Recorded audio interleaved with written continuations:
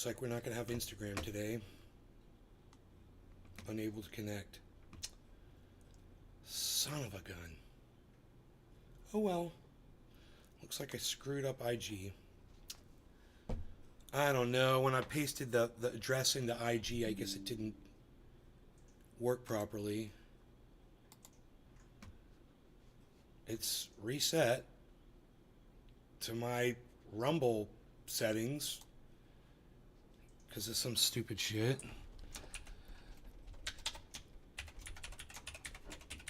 Wow, so stupid.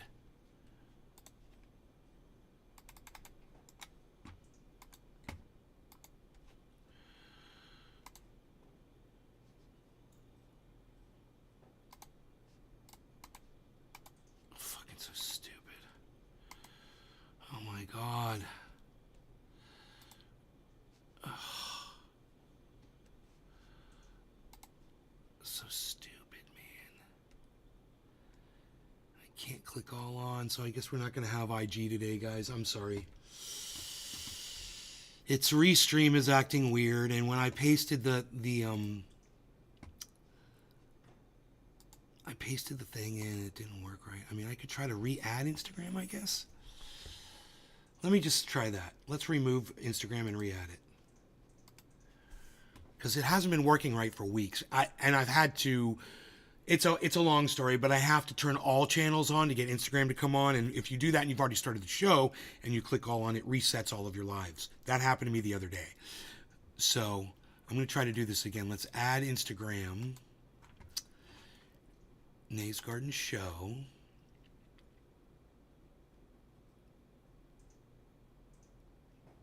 Add the channel. I'm going to try to do this again. See what happens. Offline now. Let's go in, edit the settings. Stream key is showing a Rumble stream key again. Why does it do that? That doesn't even make sense. So stupid. The software is not working correctly.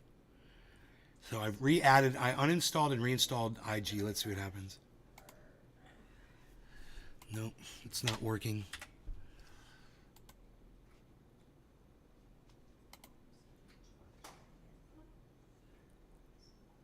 Oh my God, it turned on that time. Holy shoot. I don't believe it. We're live. Wow, I can't believe all I did was uninstall and reinstall Instagram and it's working again. And I can turn it off and on at will, whereas before I could not. So, wow, that just fixed everything, everybody. Yay. Craig Allen, hello. Nick the Stick, good morning. Lordy Nordy, hello. Why Not Taco, good morning. Everyone thinking that Trump will win the election is hilarious because we all know what happened in 2016 when the same was predicted by Hillary. Good morning. Nay, Nick, Craig, Lordy, why not Training Nation? No, he's got a really good point. He did Fox viewer analysis. So those are huge Trump supporters. And this guy studied Fox voters. And he came up with a number like 2.4 million voting for Nikki Haley. He said if just a fraction of them decide to not vote for Trump, he can't win the election. So, you hear things like this all the time and whatever. What you need to pay attention to is that this was reported on Fox News. That's what you have to think about, okay? It's not somebody on the left. It's not some podcaster. It's not CNN or MSNBC or ABC or any of those. It was Fox News that came out with that report. And that gives it a lot more weight because they are pro-Donald Trump and they're pro-Republican. And for them to come out with that report, it says a lot. And it's something that you should look at, something you should think about, if that's something you're interested in, you want to know what's going on, you're kind of curious where we're headed. I'm not saying that's for sure. I'm just saying, consider the source. It's a pretty solid source coming from that side. And, I don't know how the election's going to go. Another note, looks like Rumble will be the new owners of TikTok. Well, wouldn't that be great? Bro, that would work. That would work out. I would go back on TikTok if Rumble bought it, for sure. Because then I'd be allowed to use my drugs, on TikTok, that'd be cool. His favorited news. On another note, looks like Rumble. Yeah, cool. Yeah, Fox is my favorite news station. Or Donald Trump's. I don't know. Are you talking about Donald Trump or are you talking about me? Either way, that statement works. Whether it's being sarcastic or truthful, it works both ways. So let's go ahead. Steve Running still on the YouTube while everybody else is on Rumble. Steve, why do you keep showing up on YouTube instead of Rumble, bro? Is it really that hard for you to do? Is it that hard for you, Steve Running, to tell me why you have a problem with Rumble? You can't tell me what your problem is and that you keep showing up on YouTube instead of Rumble. Can you explain that to me? Why aren't you watching this from Rumble? It's just you, Steve. It's just you.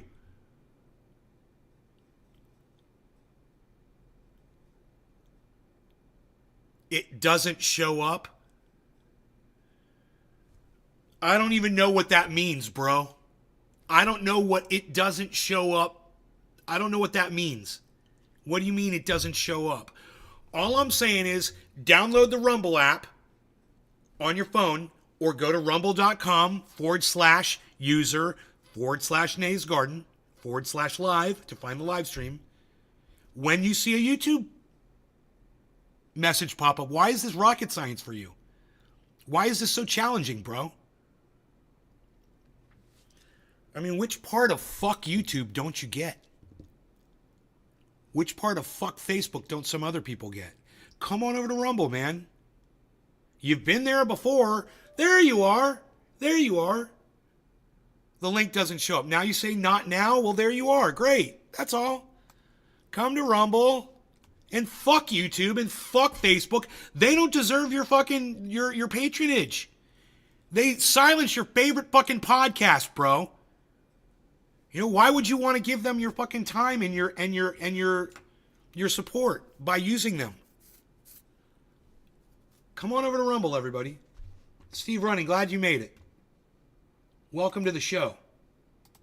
Let's move this chat over and pop it out so we can see it. And I shouldn't have to tell you this ever again, Steve. I'm getting so tired of telling the same people repeatedly that they should be watching this from Rumble. Now, when there's an issue with Rumble and it's not working, I get it. But at least try Rumble first. I subbed. It doesn't show up on screen. It doesn't show up. I still don't know what you mean, man. I still don't know what Happy 420 Hippie Chick. I still don't know what you mean by it doesn't show up on screen. I'm sorry. I'm not understanding what you're saying. It's turning around. It's turning around.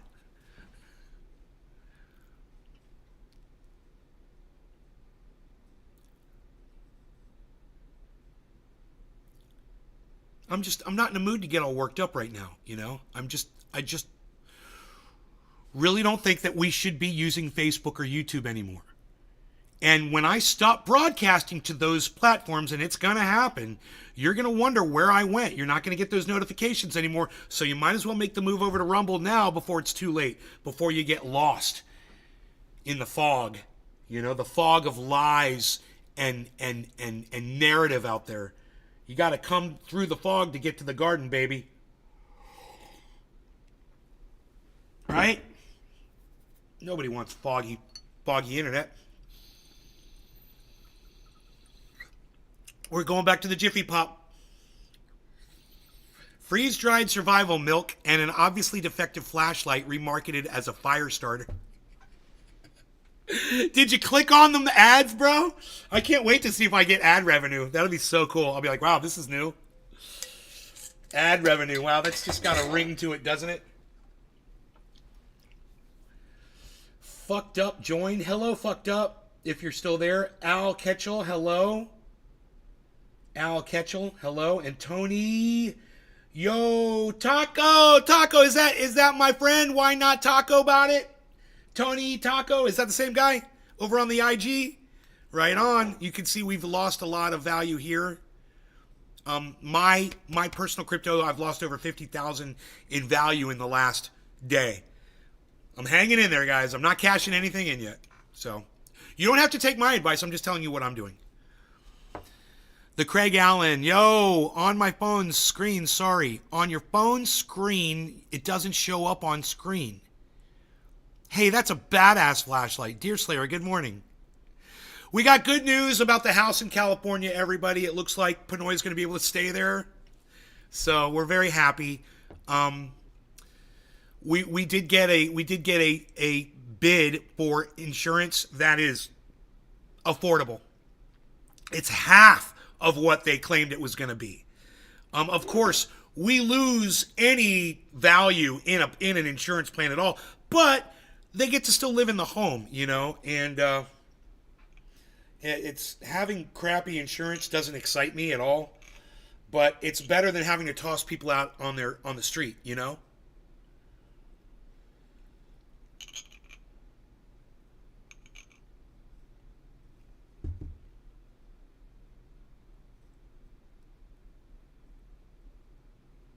That is a big dab. That is probably way too big of a dab. Hey, that's exactly what we should be doing on this show. Big dabs. Trump commercial on. Oh, great. Congrats on In's find.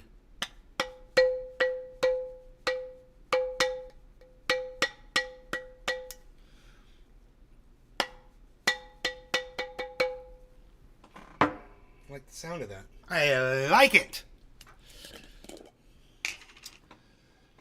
So yeah, yesterday was a little testing for all of us, I think. And we made it through. That is going to be, dude, this is going to be such a sick dab. Oh my God.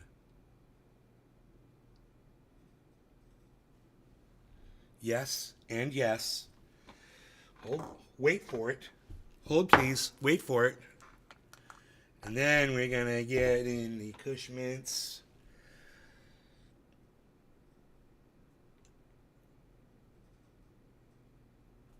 Okay. Alrighty, we're going to put this dab on top of these dabs and have 3 dabs. Wow. 3 kinds of dabs. 3 kinds of dabs on my dabber. Pinoy! What's up, buddy? Pinoy already got the good news. I spoke with him. Mr. Shaba, is that a bongo? Yes, it is it's a Jiffy Pop popcorn bong. It's a bubbler. It's an R2 unit.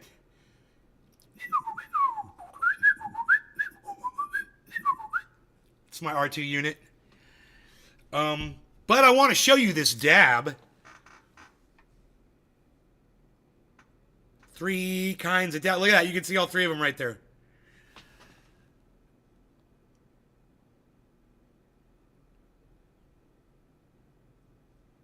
Three kinds of dabs. 3 kinds of dabs. You can see them all. It's like a sandwich. It's going to be beautiful. Oh my God, 3 dabs at once. Yeah, it's fucking huge. And I'm stupid. And it's going to be delicioso.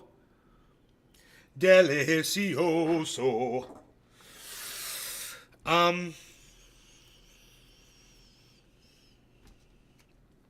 Cushy Monster.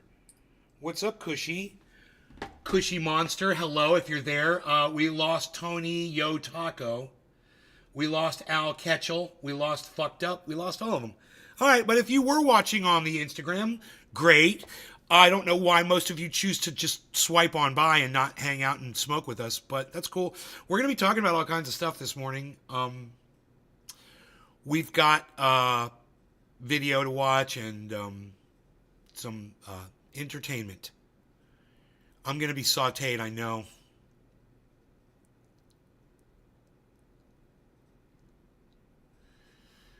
Okay, cool. I just want to make sure I caught everybody in all the chats. And I'm so proud of you guys for staying off of YouTube and Facebook this morning. Come on over to Rumble. Come over to Rumble. Steve, aren't you glad to be with all the other trendies, bro? Come on now. You don't want to be sitting by yourself in a server. That's not fun. Sitting by yourself ain't fun. All right, let's see. What are they going to give us here? 9 on the YouTubes and Facebooks.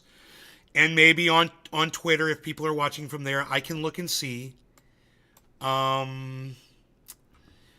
Yeah, there's 2 people on Twitter. There's 2 people on one of my YouTube channels. There's 4 people on the main channel. You guys should all come over to Rumble.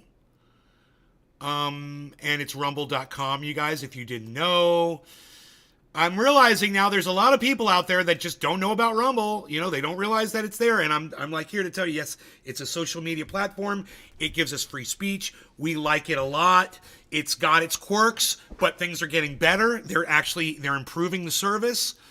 You patronize the service and show up, and maybe they'll put more attention into it for more people. But I'm very happy with it. Even with all the glitching and the problems, I'm very happy with being able to have free speech.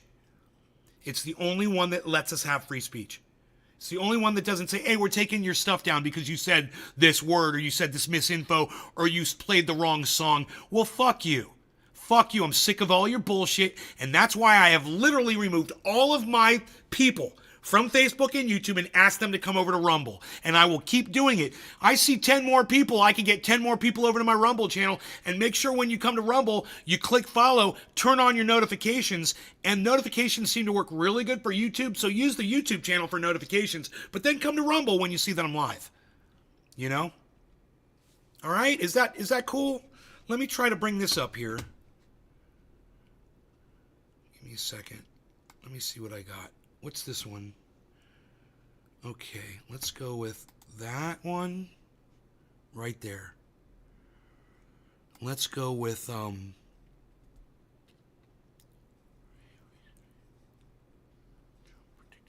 this one. There it is. That's the one I was looking for. We're just going to do this.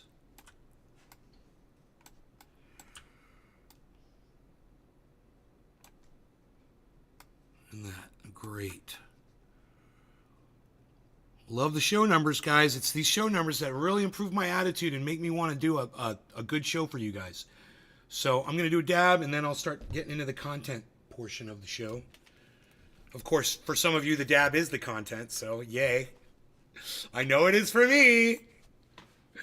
Only 78 million users, still small. Yes, 78 million? Holy shit. What? Rumble has 78 million users? I thought it was just a few million. Oh, I must be thinking of Truth Social. Wow, man, Rumble's huge. I'll take my 78 million people that appreciate catching up with Twitter. Yeah, I mean, I'll take my 78 million with free speech, you know? Thank you very much.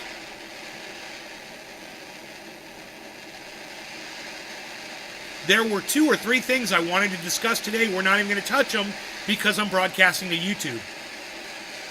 You know? I can't say the words on there. I can't talk about certain things, man. And there's a lot of things in the news today that are you're not allowed. They're restricted on Facebook. Can't talk about them on Facebook. Can't talk about them on YouTube. They will strike you. And strike, and strike, and strike, and strike, and strike, and strike, and strike. I know some of you are going, wait, where have I heard that before? I hear the sound of the abundance of rain. I hear the sound of victory. And strike, and strike, and strike, and strike. I hear the sound of the abundance of rain. I hear the sound of victory. I hear the sound of the abundance of rain. I hear the sound of victory. And strike, and strike, and strike, and strike. Now you guys know?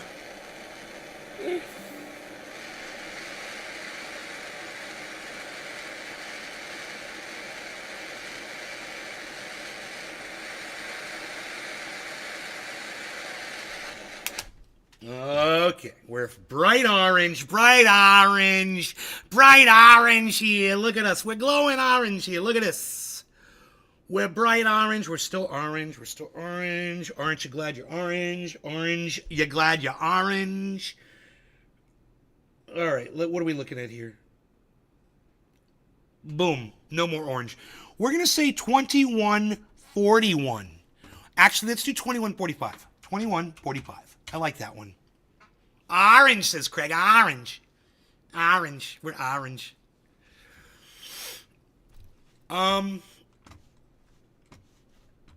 Wow. Disable. Great. So glad none of you are typing on Facebook and none of you are typing on YouTube. Come on over to Rumble. I'm really proud of you guys. It's okay if you're watching from there. I don't mind. But, just do it subvertly and then come on over to Rumble and type on there. It's really where I want you guys to be.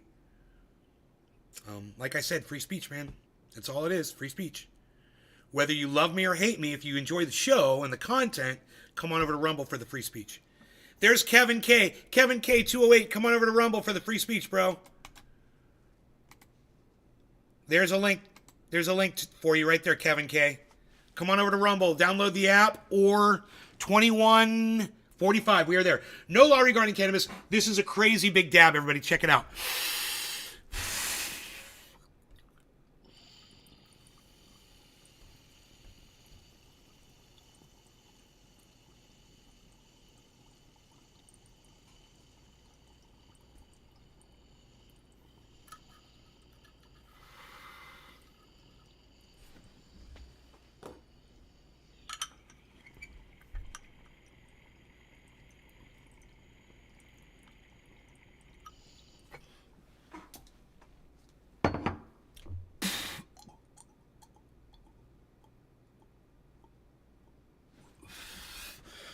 Let me see if my girl wants some of this.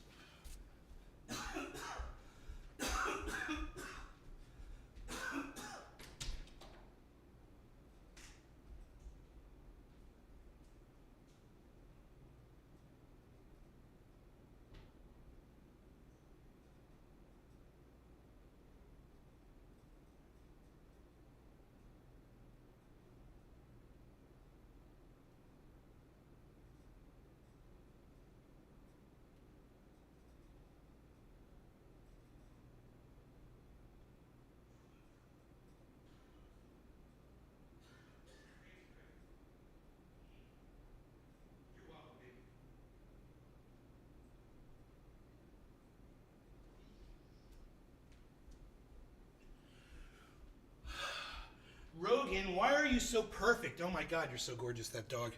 Looking up at me with that beautiful face. Like I said, there's plenty of dabs in there, guys. Don't waste it. Give it to somebody else to smoke, and they will get high too. That goes for you, Pinoy grower. Pass that dabber along when it's sitting there smoking. I was telling everybody yesterday, you weren't in the show.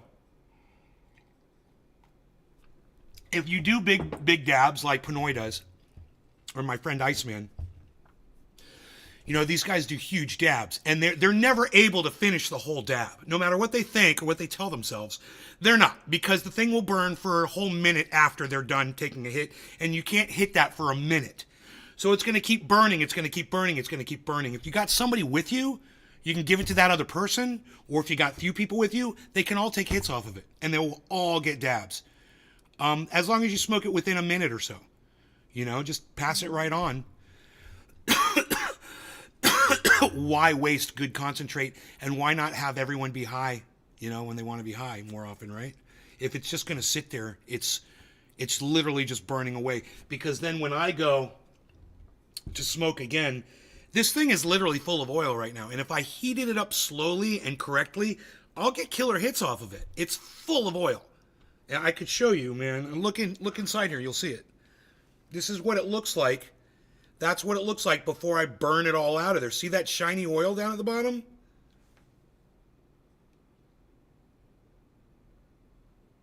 Yeah. There's oil. There's shiny oil down there. That will all burn. That's a lot of oil, man. And you warm that up, and then when it just starts vaporizing, then you hit it. And you can keep heating it while you'll actually get a tasty hit off of it. Always smoke left, low. Pass the bong to the left-hand side. Pass the doche on the left-hand side. Yes.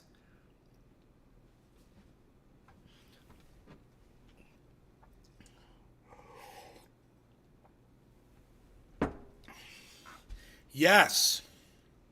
Half of all humans use Facebook. Twitter, 250 million. Rumble, 78 million. IG, 1.4 million. TikTok, 1.5 billion. Facebook has the money with 3.0 billion active users. 3 billion.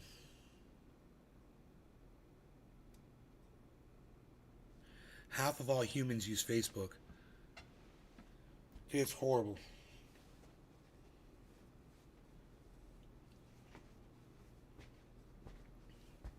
It's fucking horrible, dude. What is Nickygate? Axiom. I made it up. I made up my own term, Axiom. Thank you for joining us this morning.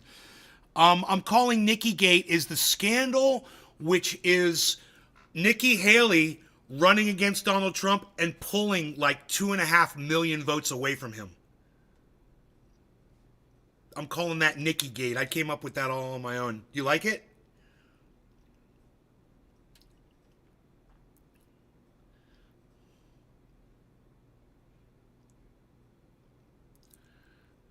Axiom? Cushy Monster 710 is not a fan of Rumble's false numbers, and it always lags behind.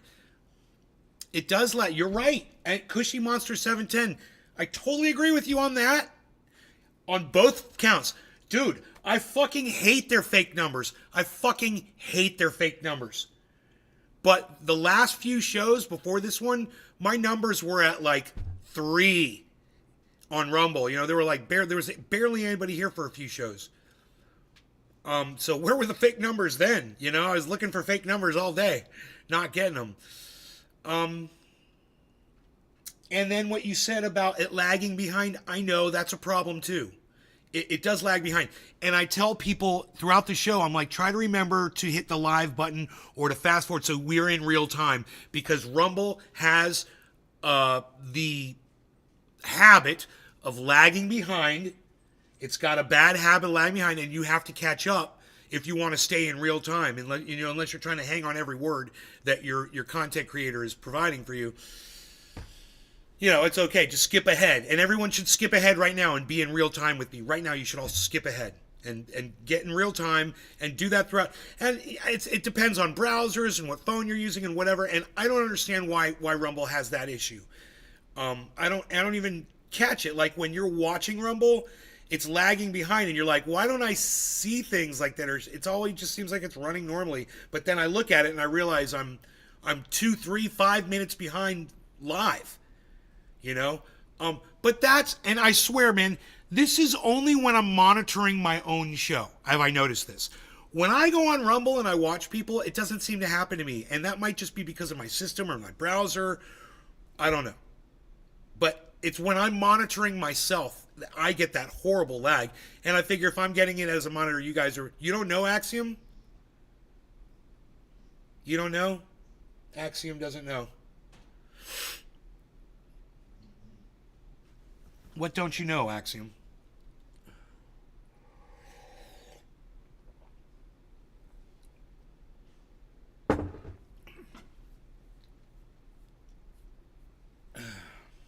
I mean, staying off of Facebook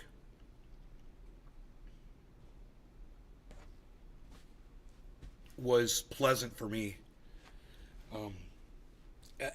You know what I realized was that it didn't matter to me who I was reading about or whatever. I just knew I was tired about knowing everyone else's drama, whatever they had going on. And I didn't want to play into it anymore, and I didn't want to just create enemies, you know, by putting my 2 cents in there. They don't want to hear from me, trust me. You don't want my opinion. You know? So for me personally, getting off of Facebook and not interacting with people, it helped me out immensely. You know, it's I notice if I go on Facebook, there's usually not any interaction with my videos that I post up there. There's a few views, a comment like "Hey Nay" or something like that, but you know those are just trendies, and those are my audience members. But the people from my life growing up and shit like that, they don't know how to respond, man. They don't know what to think of this. It scares them, or they don't want to be associated with me because they think I'm bad, or you know, whatever the reason is. A lot of my friends in real life aren't here. It would make you think, right, from watching from the outside, that guy didn't have any fucking friends. They don't come into his podcast. You know, that guy has no fucking friends. The only people he calls his friends are his audience viewers. But luckily, you know, I do have a few in real life friends that do come here, and that kind of it's not like that 100%, but I would say 98%, 98% of my real friends in real life will not come into this podcast. 98 fucking percent. Like if I have 100 friends, only 2 of them are coming in here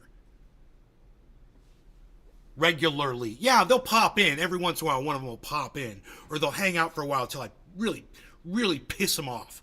You know.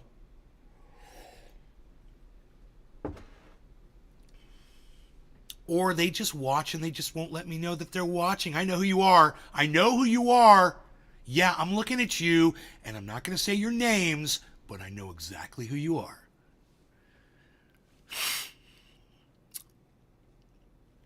Yeah, staying off Facebook helped me out a lot. It just helped me out, man. It was good for me. It was good for my growth as an adult to stay off of Facebook. You quit Facebook 14 years ago, Dear Slayer? God, how old is Facebook, man?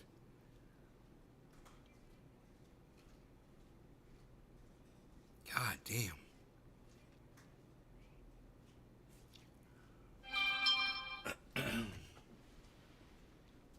Rogan.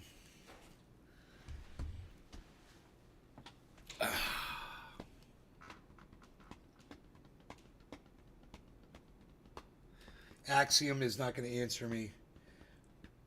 Cushy Monster 710 is not going to answer me. Even when I am being cordial and easygoing and nice, man, people just won't talk to me. They'll start talking to me, I'll respond, and then they just fall silent. Axiom, silent. Cushy Monster 710, silent. One's on Twitch, one's on Instagram. Neither of them want to talk back to me now, and I address both of them.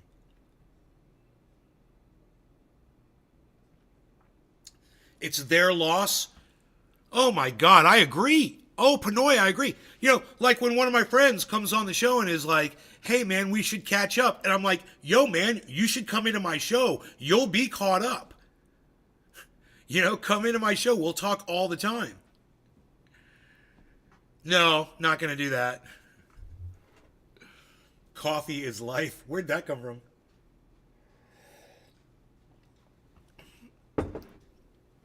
Mountain Life Glass. Maybe Mountain Life Glass will join us for a few moments on Instagram, or decide to come on over to Rumble, rumble.com. Download the Rumble app. Just like you're looking at an Instagram app like this, you could be looking at a Rumble app in widescreen and see everything on my screen, including this extra camera that's over here, the Hall of Fame over here that you never see. You can see my view counters, see a lot more of the Bitcoin chart. You can see what's on my desk over here. It's got a nice, interesting little mess of items. And of course, you can see outside. Like if a bear were coming from the wides, you know, you got no periffs. You know, IG gives you no periffs, Mountain Life. Let's try it out. You gonna try Rumble? You want a direct link? I'll give you a direct link. Here, come on over to Rumble, bro. Post. There's a link in Instagram back to Rumble, right to this live stream. Give it a shot. I was going to guess the year 2000. It was 2004. Wow, I was so close. I was 4 years off. Facebook launched February 2004, 20 years last month. Wow, dude. The year 2000 popped into my head, and I was like, was it around 2000?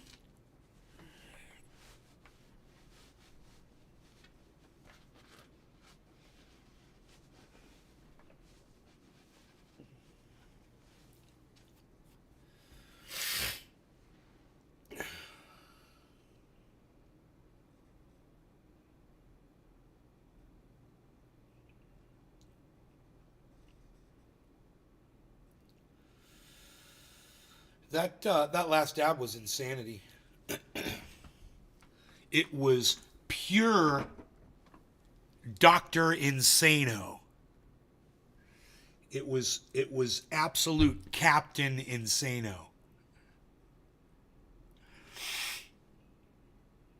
I'm going in for a bong rip, baby. This will be of the Girl Scout cookie strain. I like to say no law regarding cannabis when it's almost 7:10 in Newfoundland. I also want to tell you about my hair growing back. I'm using this stuff, and if you look at my hair follicles here, if it focuses, there we go. You'll see new hairs growing, guys. See those short hairs coming in? This is all new hair growth. Here, let me show you the other side. Look at this over here.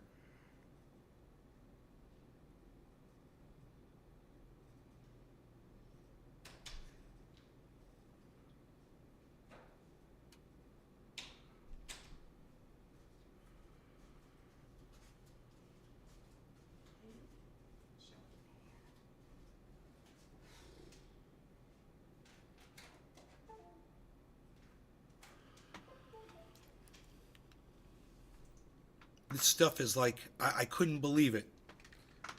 I couldn't believe it. Within days, man, I started seeing little stubble come out. I was like,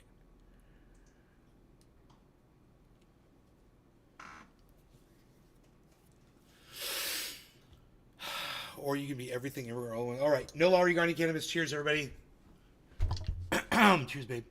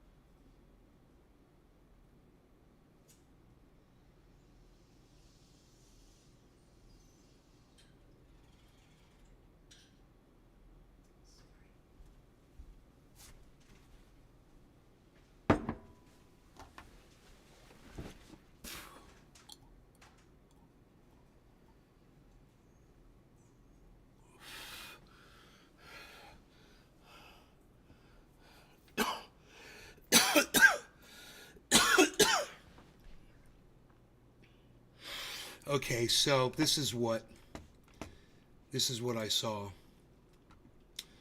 I'm just going to read this to you. It's got music in the background. It says a Fox News contributor predicted that Donald Trump will lose the 2024 election because of the significant number of Republican voters who back Nikki Haley. Mark Thiessen, the former chief speechwriter for President George W. Bush, said that the results of the GOP primary suggest that the former president will lose to President Joe Biden in November if he cannot sweep up the voters. Sweep up the voters who backed Nikki Haley. Nikki Haley won 2.9 million votes in the primary so far. Our Fox News voter analysis shows that somewhere between 5 and 10 and 6 in 10 of those Nikki Haley voters said they won't vote for Trump in November. If even a fraction of those voters deliver on that promise and stay home or vote third party or just split their votes or something, Trump loses. It was confirmed Trump will be the 2024 Republican presidential nomination after resounding victories in the Georgia, Washington, Mississippi state primaries. They ran that text really fast. It's just a 48-second video. And now there's a Fox News alert here about the trial in the hush money case for Donald Trump. Apparently, we're told thousands of documents, again, coming from U.S. Attorney's Office. Here to weigh in on this is Bob. Okay, what about thousands of documents? What now? District Attorney who has asked for a delay at the start of the trial in the hush money case involving Donald Trump because of new evidence. Apparently, we're told thousands of documents. That is, again, coming from the U.S. Attorney's Office in Manhattan. Here to weigh in on all hush money trial. Is Bob Barr, the thousands of documents. U.S. Attorney. Bob, good to have you. That's a lot of cases, a lot of moving and, juggling around of those cases. What do you think? What do you think? The one thing that the Republicans can always count on that they can take to the bank regarding Democrats is Democrats will overreach. And that's what they've done over and over again here in their effort to get Trump. The case in New York, the case in Florida, the case here in Georgia, most especially, is an overreach that never should have reached this particular stage. And I think the prosecutor here, Ms. Willis, yesterday, and Judge McAfee's ruling that sort of was overshadowed by the conflict of interest matters, but his ruling striking 6 counts in the indictment that was brought against President Trump and others because it is on its face defective. It does not put the defendants properly on notice so that they can defend themselves. This is pretty much basically criminal law 101, but darned if she didn't do it. In the meantime, we're learning a little bit more about this New York situation where prosecutors said they were open to delaying Donald Trump's New York hush money trial. It could be upwards of a month. And some of the reasons are striking, Bob, that they wanted to give the former president's lawyers time to review evidence that's only recently been turned over. We're told it's quite a few documents worth of evidence, potentially in the thousands. So what do you make of that? It's unusual at this late stage in a criminal case for the prosecution to all of a sudden discover thousands of documents. It raises questions about where they came from, their veracity, their validity, and so forth. So certainly under basic rules of criminal procedure, the defense needs adequate opportunity to review those documents. I don't think that this is the sort of thing that is going to help Mr. Bragg because it inevitably will delay this case, which is sort of a mess in and of itself, even further. In the Florida in the documents case, there the judge, of course, a Donald Trump appointee, indicated that there could be a delay. It might likely will be, but it's not going to be a trial canceled or called off or shut down. What do you make of that? That's not surprising. Federal courts often will sort of telegraph federal judges, that is, telegraph their view of a case at a preliminary motions phase. And it's unusual for a judge to completely dismiss a well-crafted, which this is, a well-crafted indictment, simply because the defense says, the laws are being improperly applied, or the espionage law doesn't apply, or whatnot. So I suspect that case at least will go forward. And the main problem, as I see it, for President Trump there is not so much the case in chief as it is the obstruction charges.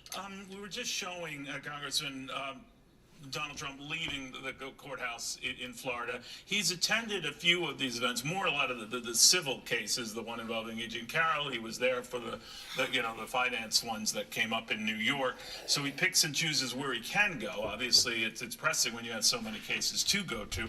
But his presence, at least in That's some of those fucking other cases, funny. didn't help him at all. What do you make of that? What do you make? How do they do this without laughing? It's not really hurting him. He is a master of, if anything, the art of the deal and the publicity that one can turn from detrimental to Oh, positive. no, Dad. I'm sorry I wasn't clear. You're right. Politically, he's capitalizing on all of this as people sense, even those who might not flip over, that this does look like a pylon, but it didn't mitigate any of the financial punishments thrown at him that he's now having to deal with. That was whether he was there in the courthouse or not. What do you make of it? Yeah. What do you make of that? Let me ask you this. What is Cavuto using words that are too big for you to understand, Mr. fucking Senator? Come on, dude. Answer the fucking question. Well, financially, where's Trump at? Just answer it. Judges are not swayed, at least every judge that I've ever been before. Judges are not swayed by whether or not a party shows up or not. Now, if a party is in the middle of a trial and all of a sudden exits themselves in the middle of a trial, that can be problematic for the... Dude, am I misunderstanding what the question was here? I'm sorry. I think I am. I think I'm totally misunderstanding the question. I feel like I don't understand the question. What do you make of it? Judges are not swayed, at least every judge that I've ever been before. You're right. Politically, he's capitalizing on all of this as people sense, even those who might not flip over, that this does look like a pylon, but it didn't mitigate any of the financial punishments thrown at him that he's now having to deal with. That was whether he was there in the courthouse or not. What do you make of it? What do you make of the fact that it didn't matter whether Donald Trump was in court or out of court, that this is hurting him financially? What do you make of that? Here's the answer. Judges are not swayed, at least every judge that I've ever been before. Judges are not swayed by whether or not a party shows up or not. Now, if a party is in the middle of a trial and all of a sudden exits themselves in the middle of a trial, that can be problematic for the what do you make of jury. Donald Trump being wiped out financially? Different phases of motions hearing or whatnot, or a punishment phase. A judge isn't going to be swayed by that. He's not asking you about if a judge is being.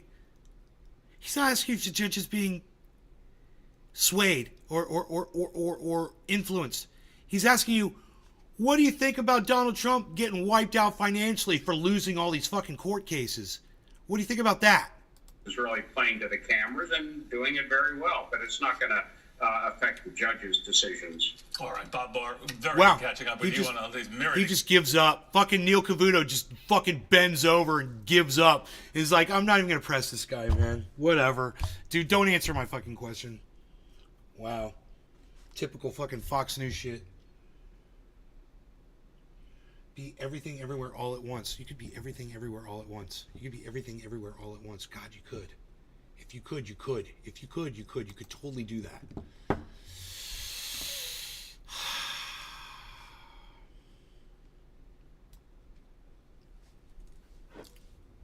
Billy, I think we're right where we're supposed to be. You and I both.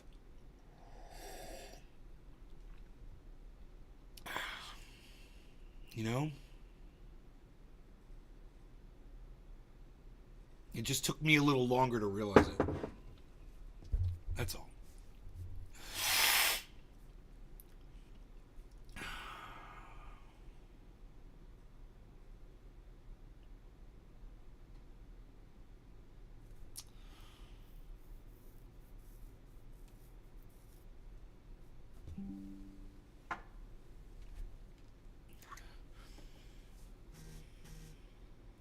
Unprecedented Bitcoin ETF beats gold ETF. Yes, that is true. You guys hear about that? Gold is the number one. I mean, Bitcoin is the number one ETF right now on the market. So if any of you were doubting the popularity of Bitcoin when the ETFs were introduced, now you know. Now you know stuff.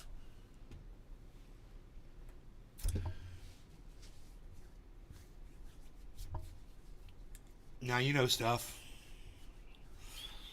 You wanna Anthony Blinken's garbage attempt to defend the indefensible. Yeah, that would probably be genocide, okay, but whatever. This show is now flagged. Oh, goodness gracious.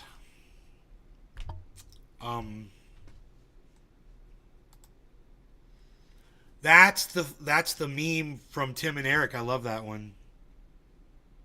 Mind blown meme. I'm so glad that you put that in the fucking chat, bro. We were just talking about that in the show the other day, Tim and Eric, because we were talking about Tim's. Did you hear about this, Billy? He's doing stand-up as a washed-up Republican comic, kind of like Stephen Colbert was doing, but he's like a washed-up, pissed-off Republican who's not funny. And he just stands up on stage and does really bad jokes and just yells at the audience and shit.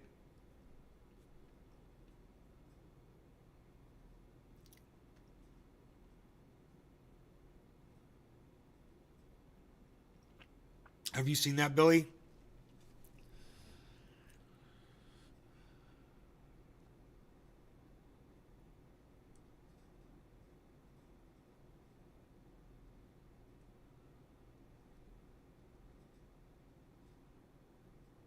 Oh, really? We watched a video on here, and this woman was talking about how right-wing comedy, it's like why right-wing comedy sucks, has gotten so bad today. And she talks about Rob Schneider. Oh my God, dude, we should watch this. Let's watch it. It's good. Let's watch it.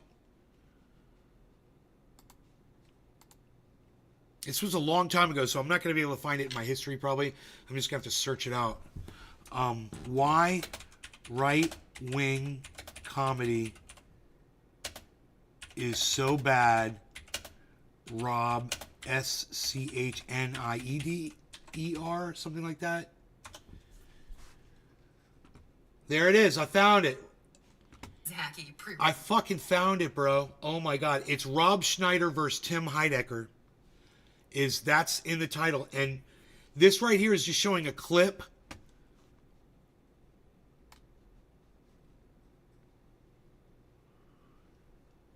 Here, let me, wait, was this the, hold on a second.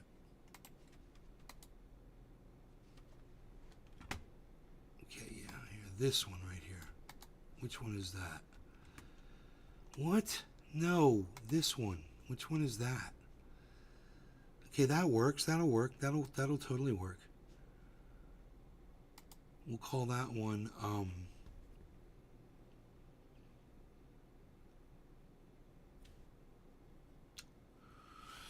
what do I have to do? I break it away, right? I got to break this off. I got to break it off. And then I have to turn this, and then I have to go like this. And go like that. Here it is. And then I have to go like this. Great. I mean, bro, just look at what he's wearing, dude, you know? It's so perfect. He's so fucking on and funny. I don't know how much of this they're going to show right here.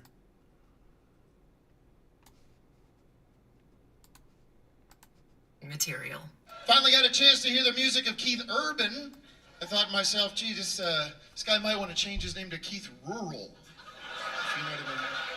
Underneath the character's bravado is terror, palpable to the audience. The terror of the world moving beyond your comprehension. And that terror will quickly turn into anger because it certainly can't turn into shame. What the fuck is the matter with you?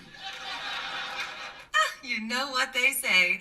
Men are most afraid that people won't laugh, and women are most afraid of men killing them. Honey, the only person who wants to kill you is already in the house. Ultimately, the simple aesthetics of An Evening with Tim Heidecker are used to reveal the existential horror at the core of the show. The horror that is Tim.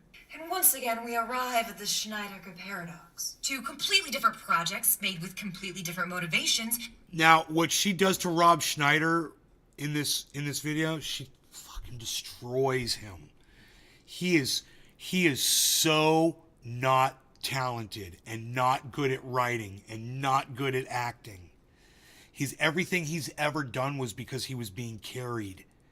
And when he is the focus of attention, everything falls apart because he doesn't know what the fuck he's doing. And she demonstrates that when she shows some clips from his show, where it's his show, right? It's so bad. One off-the-grid sustainable negative carbon school in Southern California. And he's mad about it. Are you sensing a theme? There's an episode where Rob Schneider gets away with running someone over with the car because he's rich and cops love him. And this guy is an actual cop. There's another episode where Schneider pretends to be a person with learning disabilities. And in case this isn't already clicking, Schneider used his own money to make the show, and that's the only reason it ended up on Netflix. It didn't cost Netflix anything to make it. It's a cautionary tale. Man, I didn't know it was on Netflix. I wonder how much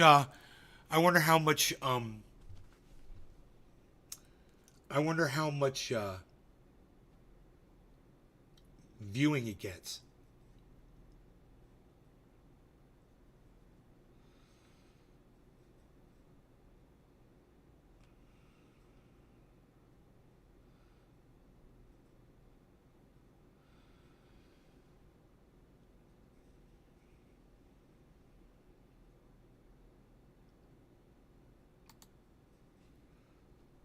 There are scenes where everyone's skin looks orange, assaulting the very cones in your retinas. A high saturated look is common in comedies, especially sitcoms. It's a shorthand to communicate how fun and upbeat a show is. But Real Rob turns this up to an 11, screaming insecurities like, please remember this is supposed to be a comedy. I know you haven't laughed in a few episodes. God, the colors are so stupid. It's right.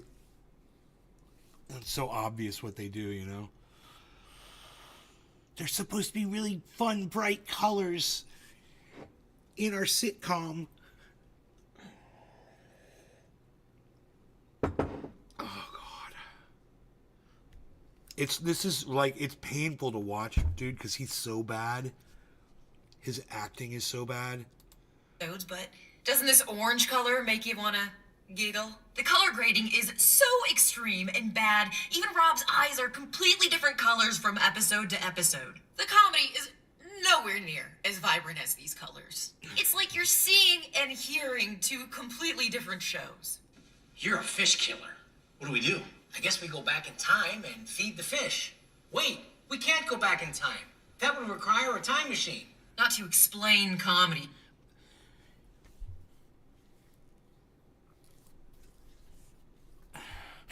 There's one of the show jokes right there.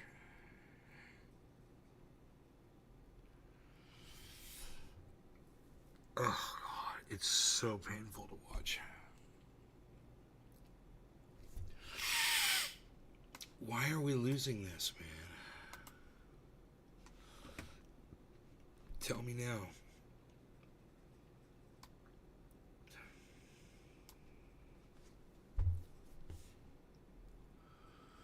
Who do you think is going to win the election?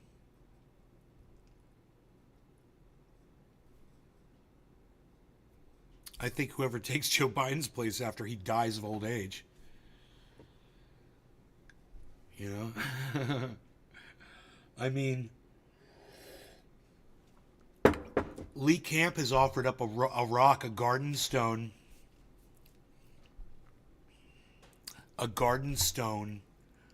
or some sort of rock from his yard to run for 2024.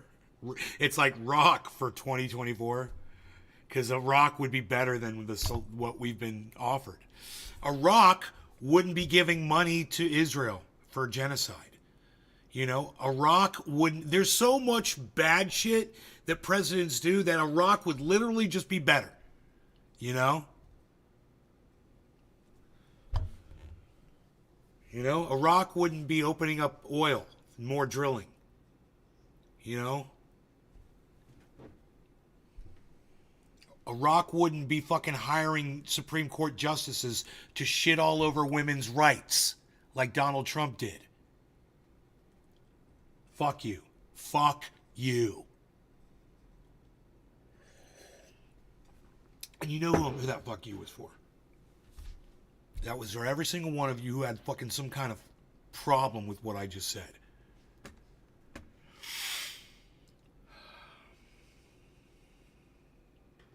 Here's some more of that hot Rob Schneider acting. Check this out. The acting, which is ridiculously hammy. You say there's no such thing as bad publicity, right? Whoever said that never had their erection questioned on a major thoroughfare. And corny. I'm good at surrounding myself with people who pretend to like me. Is there a business in that? Yeah, show business. And any other negative food-related adjectives that you can imagine. And I should know, I grew up on corn. And if you know how to wield it, it can be a very freeing character choice. The problem with this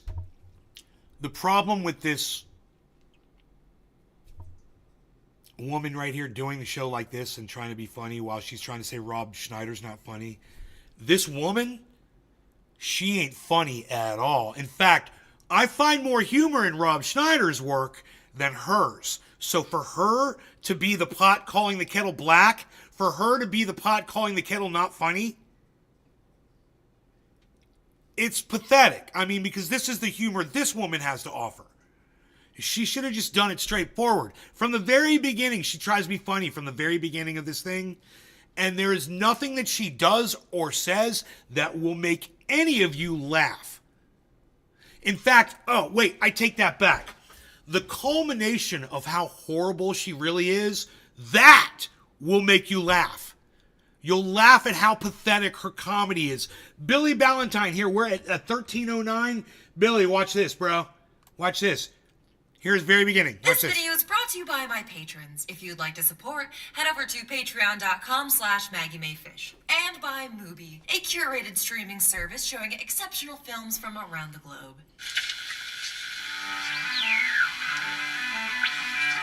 Oh, hi. I didn't see you there.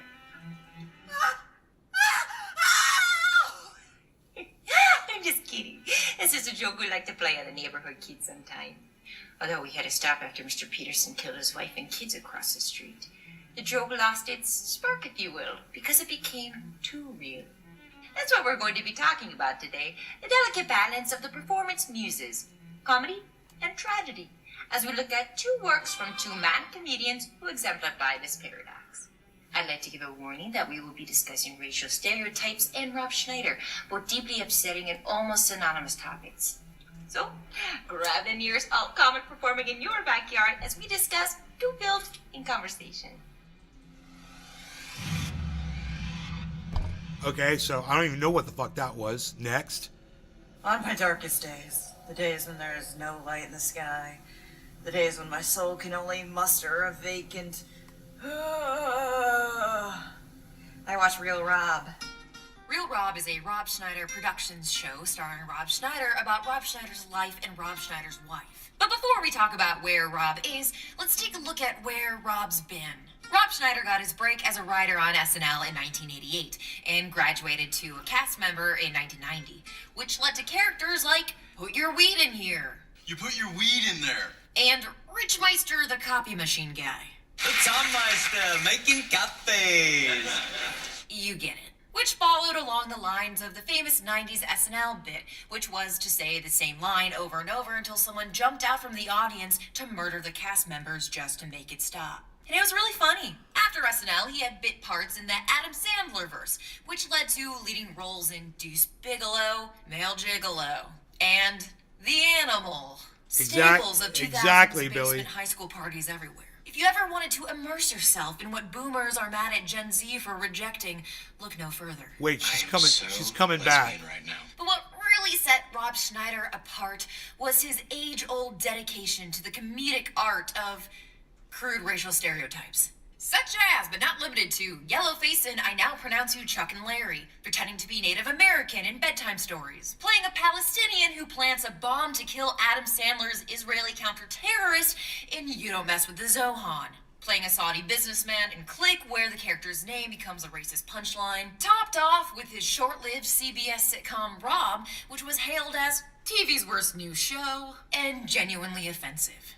Race-based humor is a long-standing tradition held near and dear to flailing comedians to this day. As displayed when Schneider himself defended Shane Gillis, who was fired from SNL for an extremely offensive joke at the expense of Asian Americans, apparently aspiring to be like his hero, Rob Schneider. And because art oft imitates life, Rob Schneider is also an anti-vaxxer, showing up on episodes of a Pure Flix Modern Family ripoff. Oh, it's you.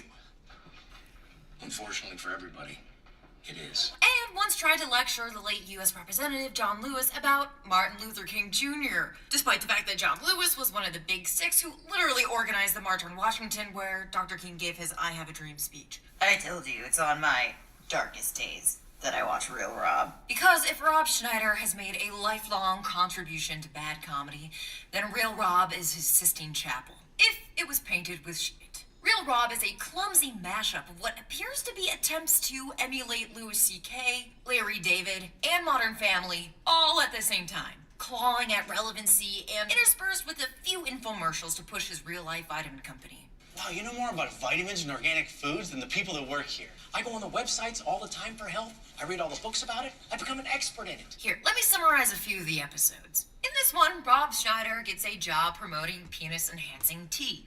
And he's mad about it. Suck it hard! In this one, Rob Schneider's wife... And she comes back on with her more of her bit, you know, and it's just, she's not funny. So for her to sit there and be trying to be funny while critiquing him, if she had just done this normally and just done the show and said all the same stuff, but not trying to be funny on her own, it would come off more authentic. I think she kind of loses it because her lack of humor, her lack of an ability to actually display humor, it becomes a distraction, you know? But still, Rob Schneider is just so bad, dude. Oh my God. It was just, why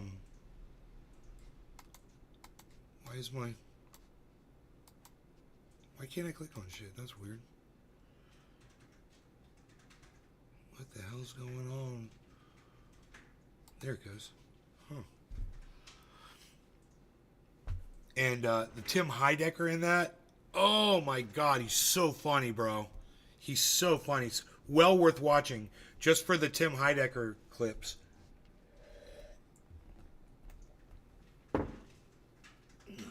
I got a splash in my eye.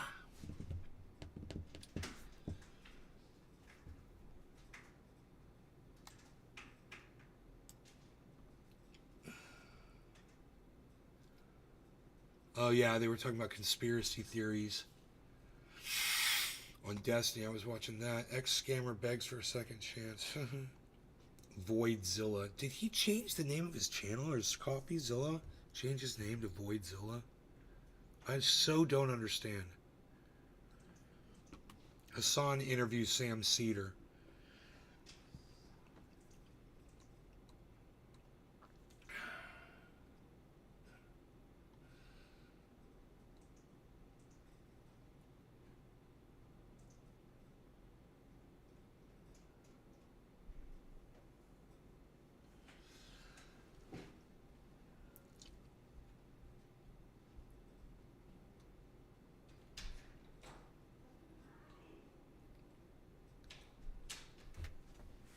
All right, I'm going to go. You guys take care. Thank you for watching. There's so many of you. I hate to drop you, but I do have to go. And we'll do this later, okay? Pinoy, Billy, Craig. That's it. That's it. Pinoy, Billy, and Craig. Thank you, the three of you guys, and I'll see you guys later. These numbers are crazy, right? And the only people chatting are Pinoy, Billy, oh, and Deerslayer. And Craig. Oh, there's Edwin. Oh, there's Bida. Oh, wait, are there more of you here? If there's more of you here, then let me hear from you guys then. If you're here, let me hear from you. If you want the show to keep going, I've got to go do something. I'll be right back. Sit tight. Chill. Rody, you want to go say hi to Grandma? Come on. Come on, bees.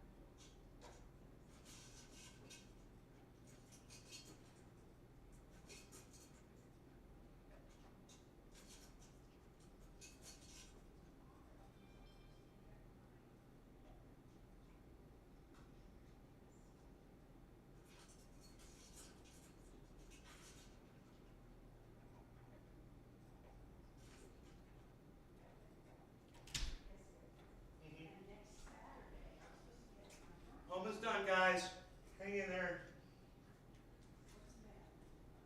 His battery's dead. And I got a show.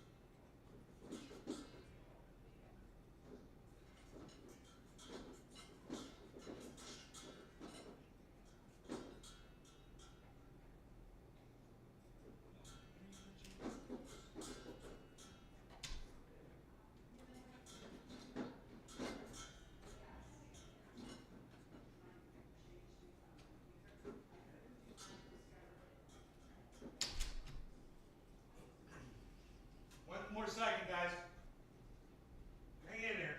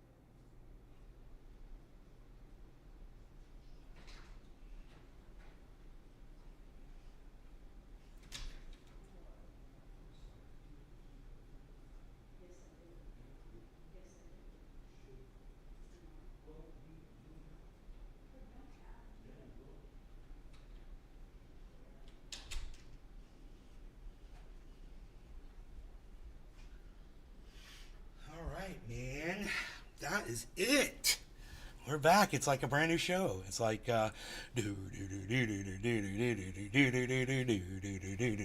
look at the ones. I see some ones.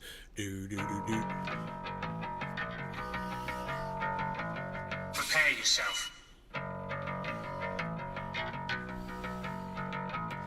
Prepare yourself. Let me see why this wasn't working last time.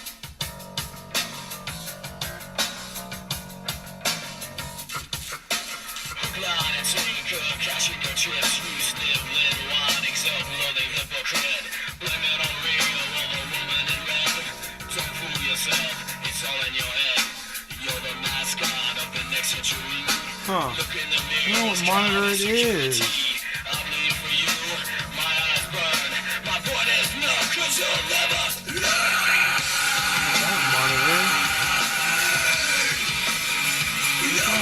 So weird.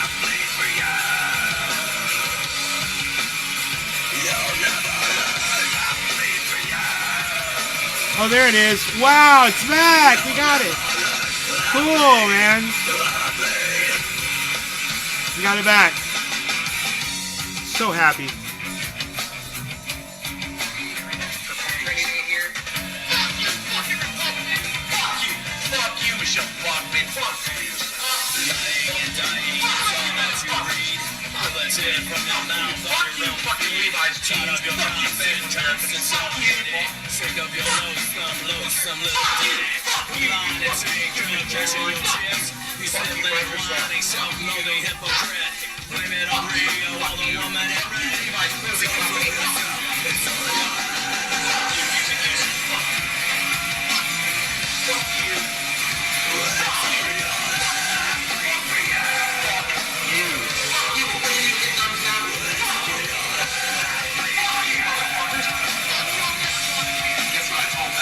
It starts with an F.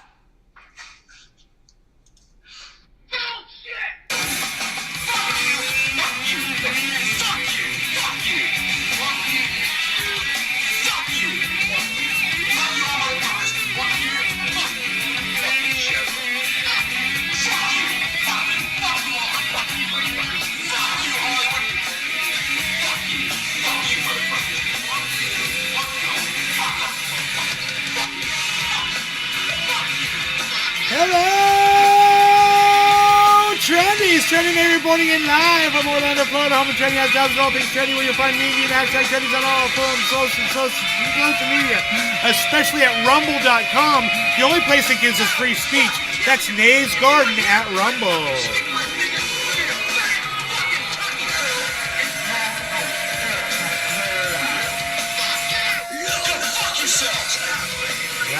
right. That's right.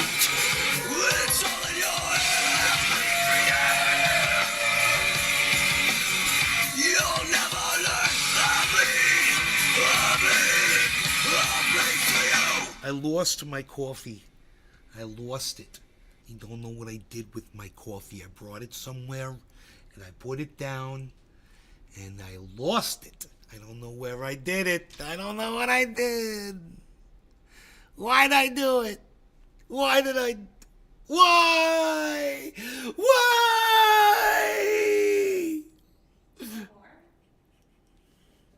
Can I finish what's in there? Thank you, baby. Oh. Precious coffees to be savored and enjoyed quickly, for more, quickly.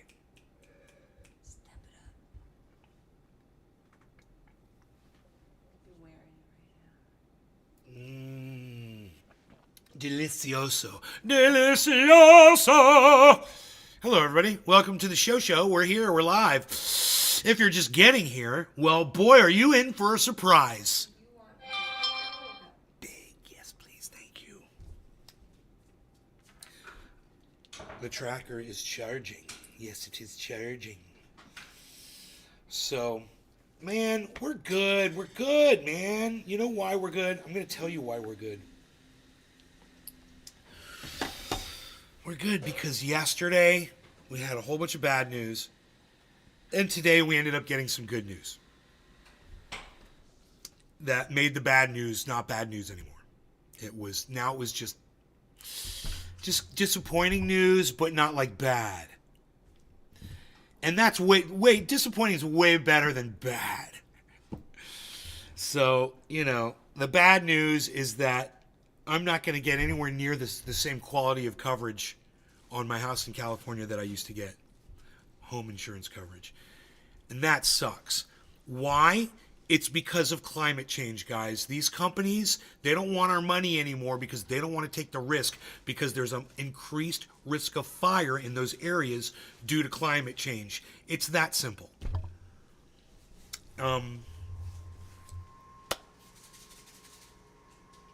And it's sad.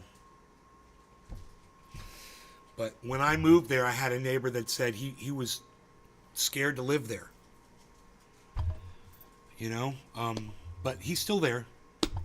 But he used to leave during the fire seasons. He'd just pack up and go to Hawaii or something for the fire seasons. He was that scared to live there. He didn't want to be there. Yeah, beautiful house too. Still there, I'm sure. He's still there, I'm sure. Pinoy met the dude, so I think he's still there. I hear they're taking it away from fires 2017. I hear they are taking it away. The cat ran off with it. Sharing with deer now. Richie. Sharing with deer now. What? Fuck yeah. I hear they're taking it away from fires 2017. No one will insure, and you can't rent. No renter insurance. It wasn't just, the fires weren't just 2017, bro. We had fires way more recently than that. The coffee lost. Those comments are from 5 minutes ago.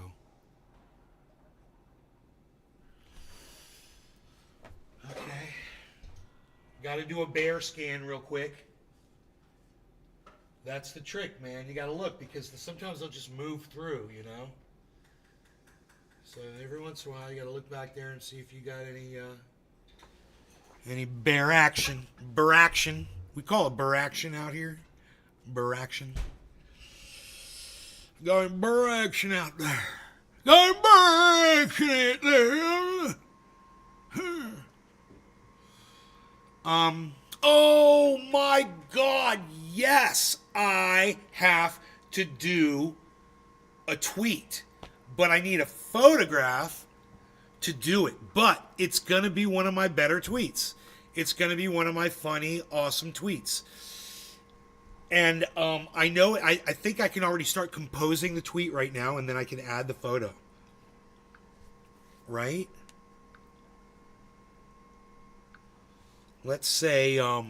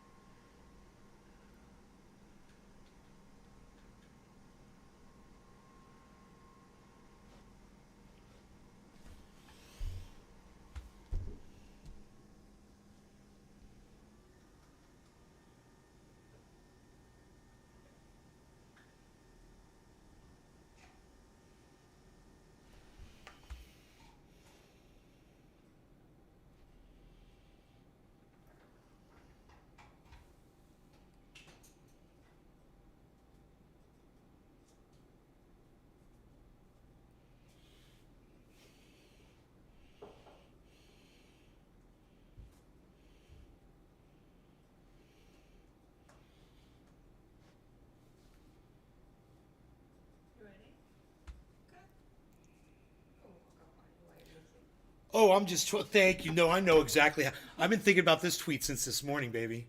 It's like, I know exactly how it's going to go. Oh, you want to see? Oh, you want me to try this? Delicious. Thank you. When did insurance companies stop insuring? That, Marty, it's a great question. Thank you for asking that. They stopped insuring when climate change dictated that they stop insuring, because these companies make money the more customers they have. When a company has to drop customers, they're hurting their own income. It says a lot about climate change, guys. If you doubted it, when a company cannot be greedy as they have been, you know something's up. All right, drive safely, Pinoy. Take care.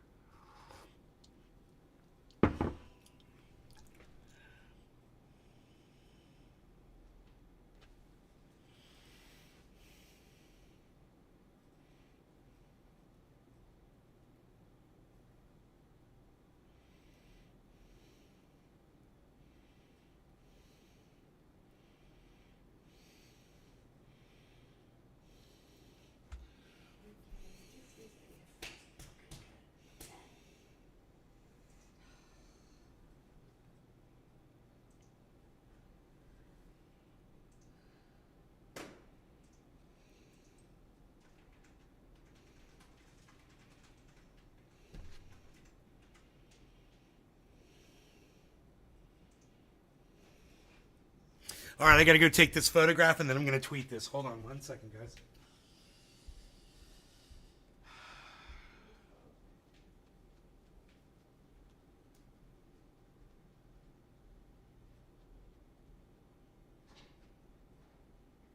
it going?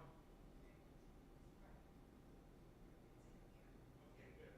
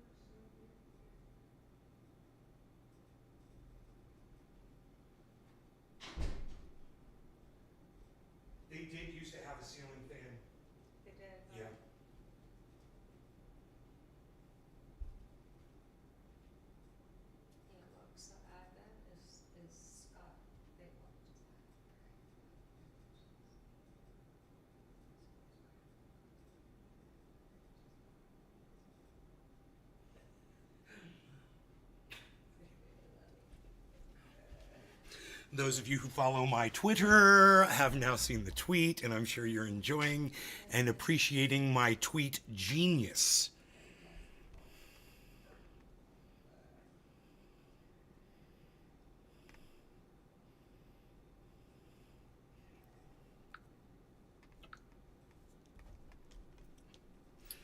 Problem solved.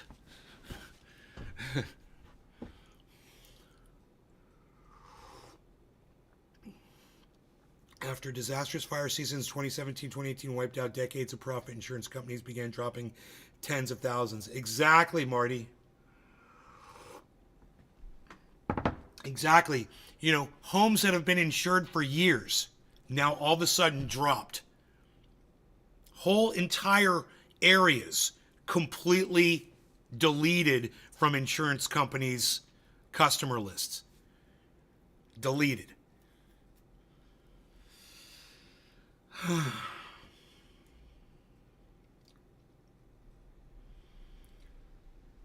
John Oliver bribed the Supreme Court. What the fuck is that? So John Oliver tried to bribe a Supreme Court justice? Yes, Oliver offered Thomas $1 million a year and a $2.4 million motor coach. If you simply agree to leave the Supreme Court immediately and never come back. Dude, I wonder if he could get in trouble for that shit. Oh my god. Thomas, you might recall, has been under fire for revelations that he accepted an unprecedented number of gifts from wealthy friends, including a $19,000 Bible, a $150,000 portrait of himself, property renovations, private jet excursions, a luxury motorhome, and trips around the world. And since Justice Thomas has complained about the low pay given to members of the nation's highest court, Oliver thought it would be better for everyone if he could help Thomas move on. Look at this beauty, Clarence. And some people pointed out that in theory, Oliver's offer is a bribe that could violate federal law. 18 U.S.C. 201b1 says that whoever directly or indirectly corruptly gives, offers, or promises anything of value to any public official has committed bribery. But there's a catch. The law requires the person have corrupt intent. Oliver's offer is obviously a joke. This is not a joke. So if you or John Oliver need a great lawyer and didn't bribe a Supreme Court justice, let my firm, the Eagle Team, take care of it. Click below or call the number on screen. So, dude, John Oliver said this is not a joke. So I wonder if he could get in a lot of trouble, bro. That's big deal. I didn't know that, man. That is insane. You can't bribe a Supreme Court justice, man. Just the act of doing that, man. I mean,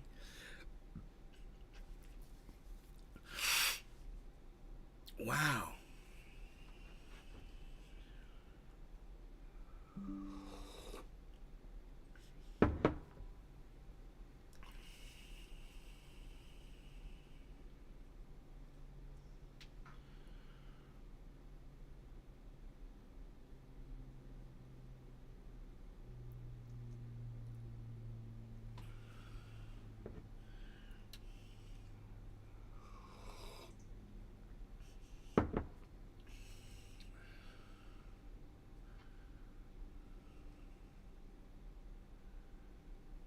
What the fuck is this? From a month ago? What is this? Sir, what is the breaker? The what? The actual breaker for the this ribbon. I just want to reset everything, the power. Yeah, it's in the kitchen. How far is it?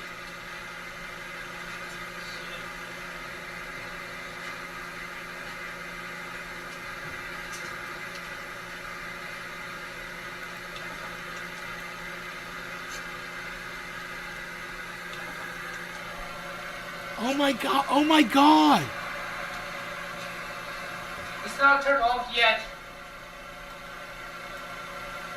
Dude, you guys didn't see that. Oh my god. Anything else? Just that spot, right? Yeah.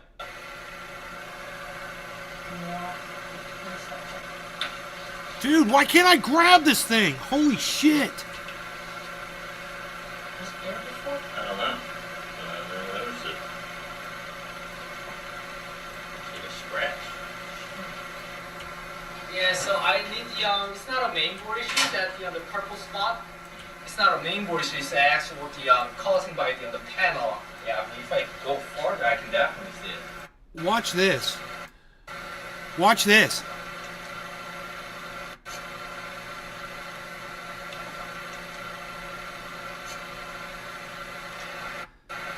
The dude took a knife and cut this guy's fucking TV set. Did you guys see that? He's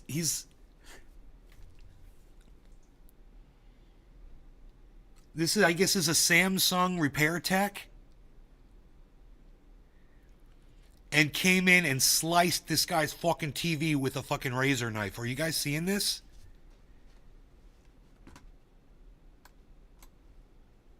Sir, what is the breaker? The actual breaker for this ribbon. I just want to reset everything, the power. Yeah, it's in the kitchen. How far is it?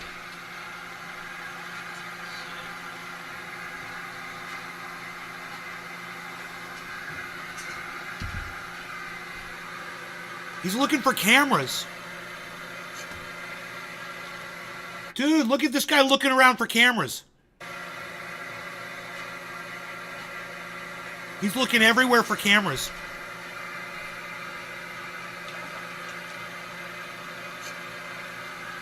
Wow. Wow. It's not turned off yet.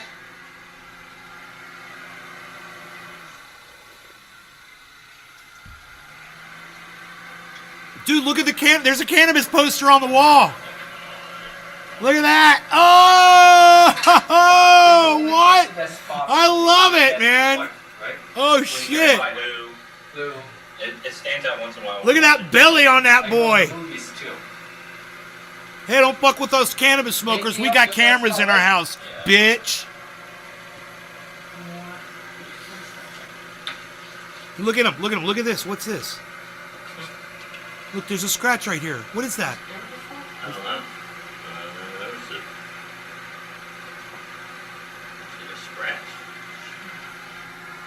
Yeah, so I need it's not a main board issue, that the purple spot.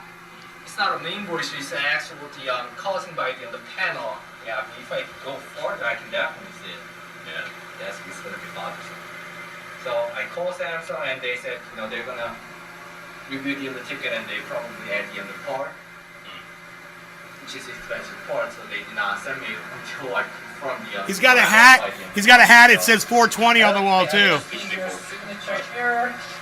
So there you have it. The dude cut my TV with a box cutter X-Acto knife and then played it off like, oh, he just happened to find the cut there. You know, for 15 years now in this industry, I have been fighting this lie, this misinformation, this myth that authorized technicians are the ones that care about you. Authorized technicians are the ones that you can trust. Unauthorized people, those people you shouldn't trust. That's why Google removes the entire independent repair industry from the advertising platform that they run while simultaneously claiming that they support right to repair. That is why you have people on web forums that will say things like this, because they don't understand the truth. They don't understand the reality. What is it that you just watched? What you just watched was a Samsung technician direct a customer to go downstairs to turn the circuit breaker on and off. He wanted a pretext for that customer to leave the room.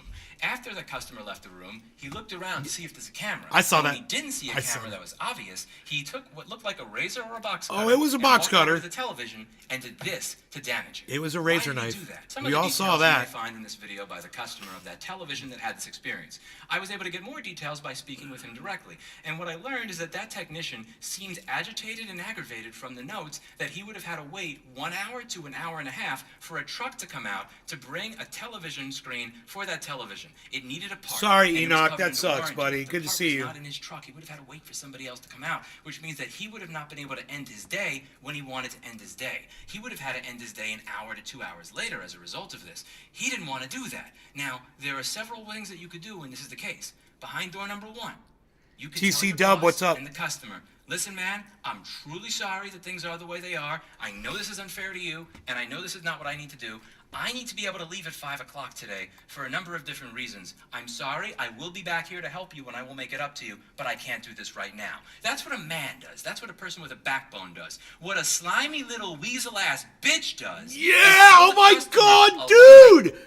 Louis Rossman has finally grown a set of podcast balls. I'm so fucking proud of him. Welcome to the club, bro. You're going to be silenced just like me. You are now officially non-advertiser friendly content, bro. You're going to find that out the hard way. And remember, guys, when he gets shut down and he can't monetize and all that shit's happening, you remember I told you it was going to happen to him. Because you can't speak like this. The algorithms are going to shut this guy down. He's going to notice it, and we're all going to hear about it. I mean, Jimmy Dore can't even speak like this. To get them to leave the room, as if resetting a circuit breaker is going to fix a Welcome to the dark side. Together we will rule this internet. Purple blob or stuck pixels on your television screen. This is not 1947. The difference in 120 volts versus 107 volts or 107 versus 103 Love on my your show, mainline AC J.R. is not Morton. going to cause stuck pixels J.R. Morton, thank you for saying that on Instagram. I do appreciate that. in your fucking television screen. He does that to get the guy to leave the room so that he can, while nobody's looking, like a bitch, take out a blade Like a and break that bitch. gentleman's warranty. This is not an isolated case. Many people have been reporting that this is a problem they've had with Samsung and Samsung authorized service. And something that I've been banging the drum on here on this channel for 10 years, that I've been telling my customers for 15 years, is simply because somebody is authorized by the manufacturer does not mean that there is an incentive structure in place for them to care about you. I have a video that is about 11 years old now where I go over the metrics and the performance metrics that are utilized by authorized repair centers and why it is they don't care about you. I have videos in this channel where I show you there is a bent pin in a screen cable.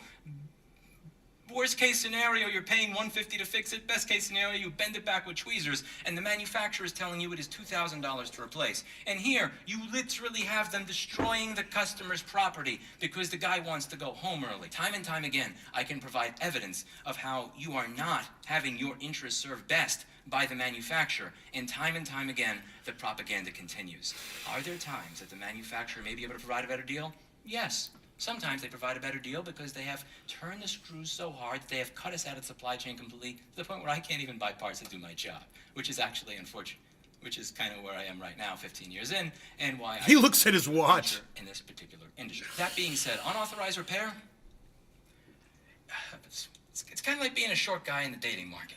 You ever go on Tinder and you see the poor profiles Louis. people have? You know, I'm never going to forget Louis. this. Six Flags when I was like 9 or 10 years old. All the rides at this amusement park, I forget if it was Six Flags or something else. It's something along the lines of, you need to be this tall to ride. Aw, that's poor I was little Louis. 4'5" and 3/4. So I went there with my dad, and 90% of the rides I couldn't go on. That is so because it's a sad. quarter of an inch. I'm never going to forget thinking this. It's like, okay, you know what? As bad as this feels right now that I can't play with everybody else at Six Flags because I'm short for my age, quarter of an inch later, everything is going to open up for me. And I never grew that quarter of an inch. But bro, why didn't you just lie about your height, man? If it was a quarter inch, they weren't going to be able to tell if you stood in front of a sign if you were just a quarter of an inch. Come on, a dating bro. website in 2012.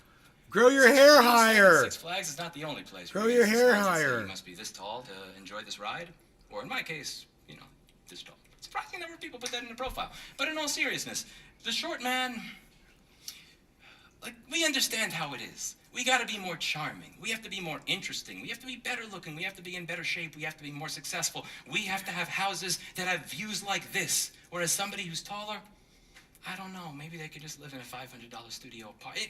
My point, which I'm probably making in a silly fashion, You is are. the unauthorized repairman has an incentive structure to It's provide TMI, better bro. service because we are not trusted. Most people trust the brand name that they purchased the product from. They trust that since this company made the product, therefore, they know how to fix the product, and they're going to fix it with the proper parts and the proper tools and everything else. Since this belief is so far ingrained in the minds of your average everyday person, we have to put in 300% effort. When the manufacturer says they could fix it in 7 days, we need to be able to fix it in 7 minutes in order for you to feel as comfortable with us as you are with them. We need to be half the price. We need to be twice as knowledgeable. We need to have a smile on our face while they send somebody to your house that destroys your property. Unauthorized repair people have to earn your trust. That's halfway through this video. He speaks about this for another 7 minutes. If you guys want to see the rest of that, that's Louis Rossman. He's got 2 million subscribers on YouTube. We watch him here all the time. Is the U.S. going to ban TikTok? I was watching Hassan talk about that. That might be worth watching more of. I got news 19 platform minutes in. for Americans under. You can't do it. You can't do it. Too late. Too late. It's too late. Shut the up. Ultimately, people like it. And if the American project only works because we have our treats, then you can't take the treat away. You can't take the treat away and make it worse, especially after you have radicalized entire generations against government intervention and corporations in perpetuity. This is the Ron DeSantis moment. Ron DeSantis put the cart before the horse. He went crazy. He was like, oh yeah, I love the woke stuff, the culture war stuff. We got to do that all the way until he actually started using government intervention to attack a massive corporation, Disney. And the moment that he did that, everyone was like, whoa, what are you doing? Chill. Now, Disney is an American corporation, so it's a little bit different. But the reception on moves like this from the broader American electorate is going to be very angry. It's not all that different from the hogs that were like, I need to go to Applebee's during the COVID shutdowns that never even happened. People love their treats. We don't have anything if we don't have our treats. This is not an attempt to ban TikTok. It's an attempt to make TikTok better. Tic-tac-toe, a winner. Bro, even she was like, nah. Bro, these people are insane. Me in debate class when I have no idea about the subject. Harry Sasson popping off on defending TikTok. I attended briefings, unclassified and classified, about TikTok. I reviewed articles, watched hearing videos about TikTok. Unless new information is presented to me, my position is as follows. I will vote no on any attempts to ban TikTok from Americans who choose to use it. Gallagher also falsely states that the bill cannot penalize individuals, as though blocking millions of Americans from their preferred social media platform is not a penalty, and denies that the ban would censor speech, even though it would explicitly prevent Americans expressing speech over TikTok. Yeah, I mean, they're giving the game away pretty openly, I think. TikTok has really lobbied hard for this not to happen. It's mobilized its 170 million US users to really ring up their local representatives, telling them not to do this. And despite that, this has still gone through the House. TikTok gonna learn the hard way that 170 million people can be against something, and that's not gonna change. What they should be doing instead is greasing the monkeys in Congress, okay? That's what you gotta do. Let's be real. Let's be for real, okay? There is no democracy in this country. We've never had a democratic process. I was listening into news reports, okay, talking about how, like, they've gotten a massive amount of calls every single day since this bill was supposed to pass, okay? TikTok is a plague to society. I would be elated if it gets banned. I don't know. I don't get your point, to be honest.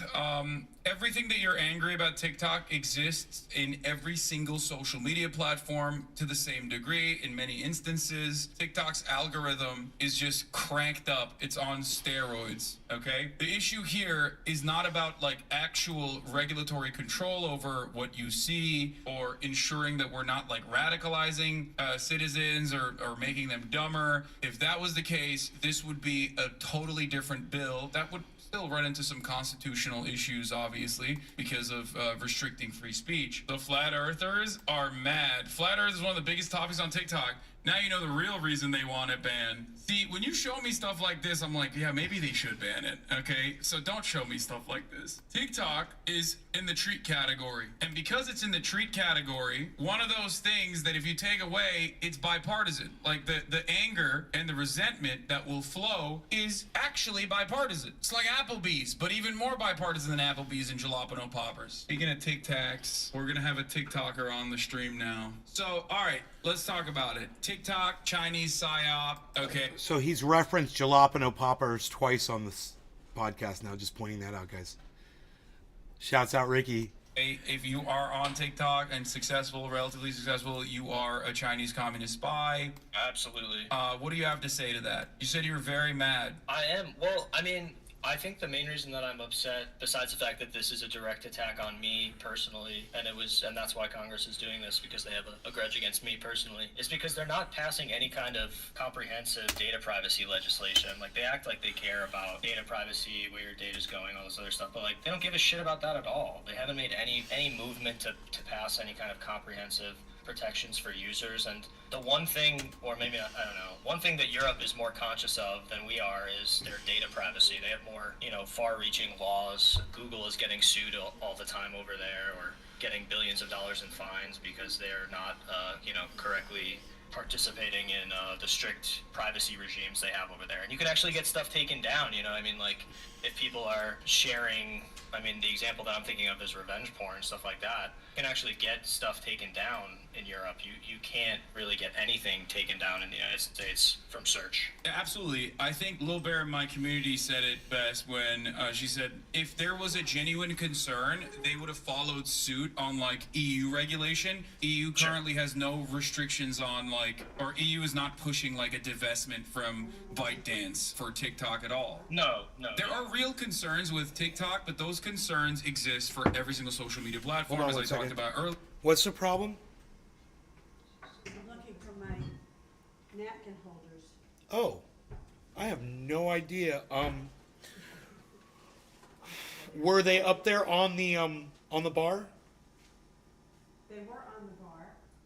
Okay, then they're probably open up the drawers. I would look in the drawers right there, or I probably just behind you. There's drawers. There's 3 drawers. Yes, I see, honey. I know there are drawers.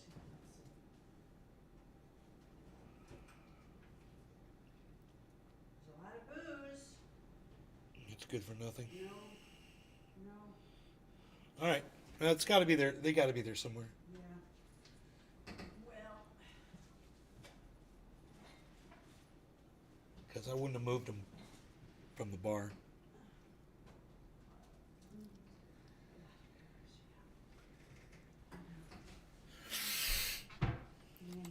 Earlier, whether it be the algorithms and how they are, like, making people dumber in some ways, I agree, or pushing them in the throes of radicalization. We saw a version of this with, like, the Andrew Tate phenomenon, obviously on TikTok. As Will well it as pass all the of Senate? other I don't social think media so. platforms, that we do not have a way, I don't a think so. standard of, like, making sure that social media platforms actually abide by the same terms of service agreements that they put forward, and any kind of restriction in that front would be a serious violation of the First Amendment rights as well, I think, or like free harbor, which is something that I do agree with ultimately. But that is not this bill. This bill doesn't do any of that. This bill also does not protect data privacy, like you mentioned. It's simply being sold as protecting Americans from foreign adversary-controlled applications in a way to try and pry away a successful social media application and gift wrap it and hand it to like a loyal American capitalist instead. Yeah, totally. And I mean, I think there's also concerns about, content moderation generally, because the alternatives that people have for getting news and information out, like, Instagram or using Reels, which has a similar structure to the way TikTok works, has the problem that they have consistently been silencing and censoring a lot of people talking about Gaza. And in fact, I think one of the largest pages on Instagram was banned recently. Eyes on Palestine was banned. Yeah, Eyes on Human Palestine, Rights Watch, literally, what you're talking about is like Human Rights Watch actually did a report on specifically banning pro-Palestinian voices and pro-Palestinian accounts or any kind of like mention of Palestine in general. And they're doing this openly. And earlier I talked about the ADL statement and the leaked audio as well from Jonathan Greenblatt. I think that there is an element of controlling the narrative and controlling the information. Here's lead sponsor of the TikTok bill, Representative Mike Gallagher, admitting the real reason that they're rushing to ban TikTok because it's becoming the dominant news platform for Americans under 30 and the U.S. government doesn't control it. Yeah. I wanted to hear your perspective on this, though, really quickly, because I think Nancy Pelosi, love her, hate her, does present a pretty good argument here. I wanted to hear what you had to say about this. This is not an attempt to ban TikTok. It's an attempt to make TikTok Jeremiah better. Bennett rocks over on IG. What's up? Fire. Is that the main Come on argument? over on Rumble, bro. Danae's Garden on Rumble and subscribe to the channel.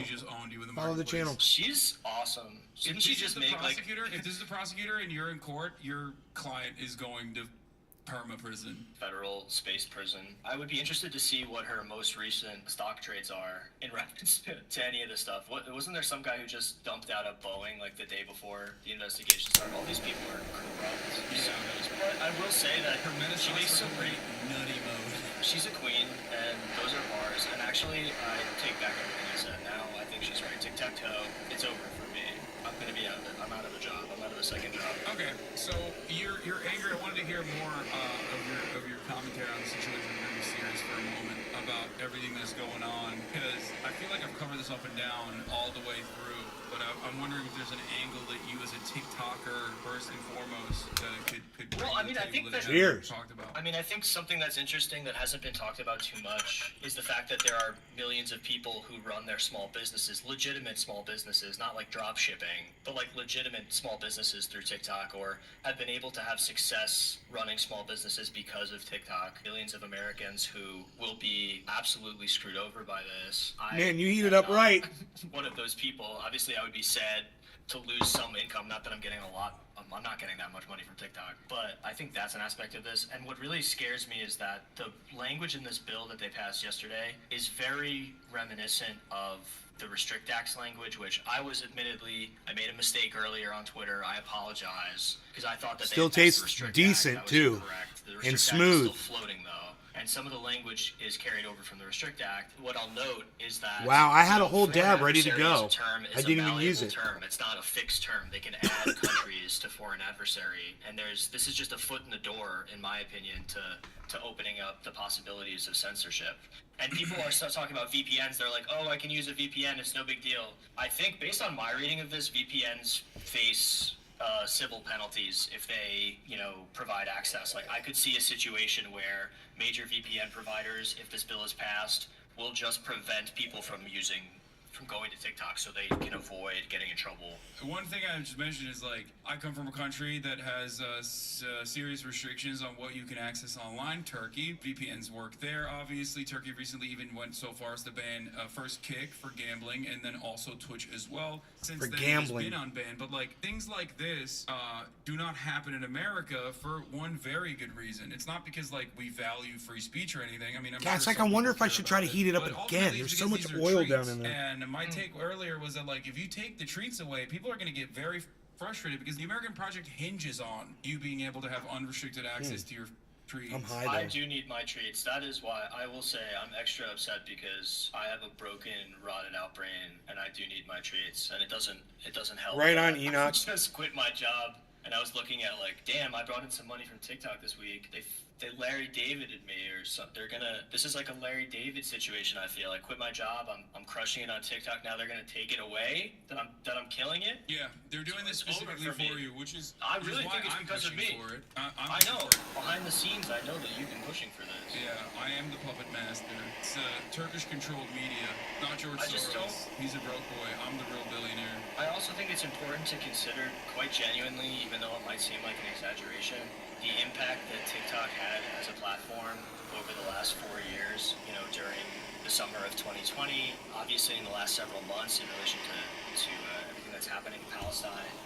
Figures like Motaz and Bisan, I know Motaz was also on Instagram, but a lot of people got stories out there or were able to get themselves out there because of TikTok. I don't think that would have necessarily happened, or it would have happened very differently.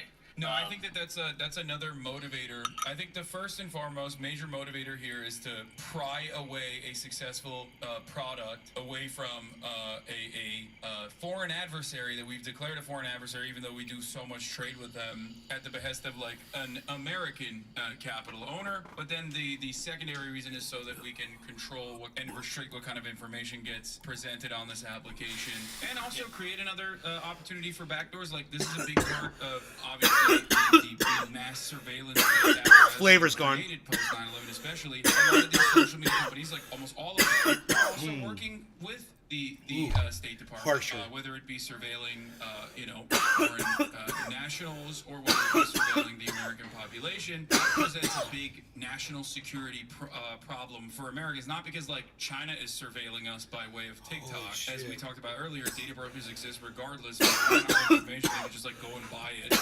Scubro Rumble, what's up? Lordy.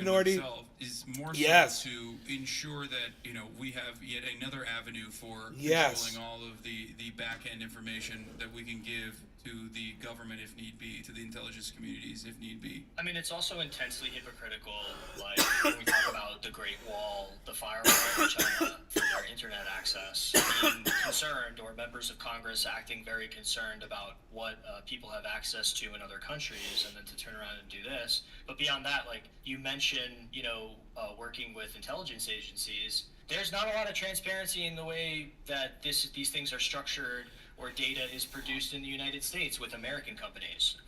Like national security letters, they like refer to them. They have like the canaries in the coal mine. If you go on the transparency reports for companies like Twitter, Reddit, any company that has like user data that they have to provide to the government doing investigations, they can't say, oh, we got this many letters from the NSA requesting information for investigations. They have to give them brackets like we did between 0 and 1,000. Like they're not transparent in terms of the way they talk about these things. And a lot of the decisions that are made, like the FISA court or FISA, I think it's FISA, but FISA court. Okay, sorry, my bad. I'm unemployed, you know what I mean? There's another thing I wanted to say. Oh, this also, ironically enough, another angle that I just thought about that many have not brought forward is that this eliminates like a gigantic chunk of video games. Because Chinese companies also own a shit ton of video game companies, video game developers, and this bill also severely restricts that as well. Like anything that's owned by Tencent is gone. Obviously, they're not doing that because they only care about like forcibly, like I said, prying away TikTok from ByteDance and like giving it to an American capital owner as a fun little crap. I mean, this opens itself up to like every Riot property technically. Valorant has kernel level access to your computer. I guess like it's a very rigorous anti-cheat thing. Rigorous. They have like a phenomenal amount of access, like an unprecedented amount of access. You know, this isn't even talked about in Congress because they're all 800 years old and they don't know anything about anything, and they only care about like what is right in front of their eyes that some lobbyist told them is a good idea. When is the Chinese government gonna like invite me to come out? Is my question. That's my question too. I wish. Thank you, Lolo. Have a great time. Lolo overruled on TikTok until they ban it. Yeah, until they ban me. Goodbye. All right, bye. Twitter has rotted my brain in 2 weeks. Use of infinitely more than TikTok ever did in 5 years. Lamau. Yeah, I hate this because like it's coming at the heels of me also using TikTok more and more and moving away from Twitter a little bit, and I don't like that. I don't like that at all. Okay, I don't like that at all, folks. I rise today as the only member of Congress that has ever been banned by social media. Because I'm crazy. By the way, it was Elon Musk's purchase of X that restored my social media account on Twitter. I think we are the dumbest country on the planet. Many Americans and many teenagers believe awful things, and they don't just see them on TikTok, they see them on Facebook and Instagram too. I don't think this will accomplish what the goal is to accomplish. I hate that she's like, it's like her and Trump are on right side on this issue, being like, the real problem is Meta. They're not wrong in the energy, I guess. Technically, the exact same problems that you could point to with respect to algorithms, with respect to data privacy, exist where Facebook as well. Yeah, wrong formula, right answer. And it is so goddamn stupid. By the way, most of the time, my posts on Facebook are shadow banned. It's me. I'm the real victim here.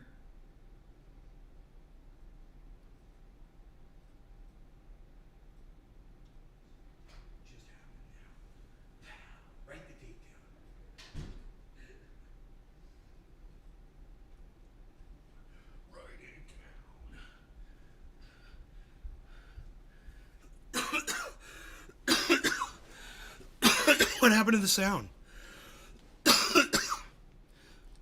Did my audio cut out?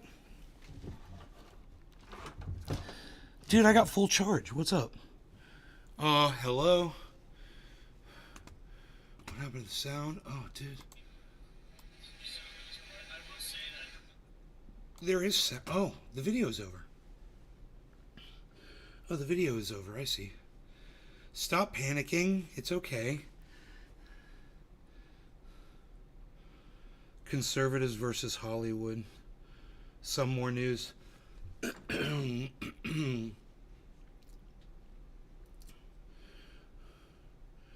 Israeli fire killed Israelis. Yeah, man. You guys... Oh, I got this over the screen right here. Hold on. You guys, check this out. They showed images of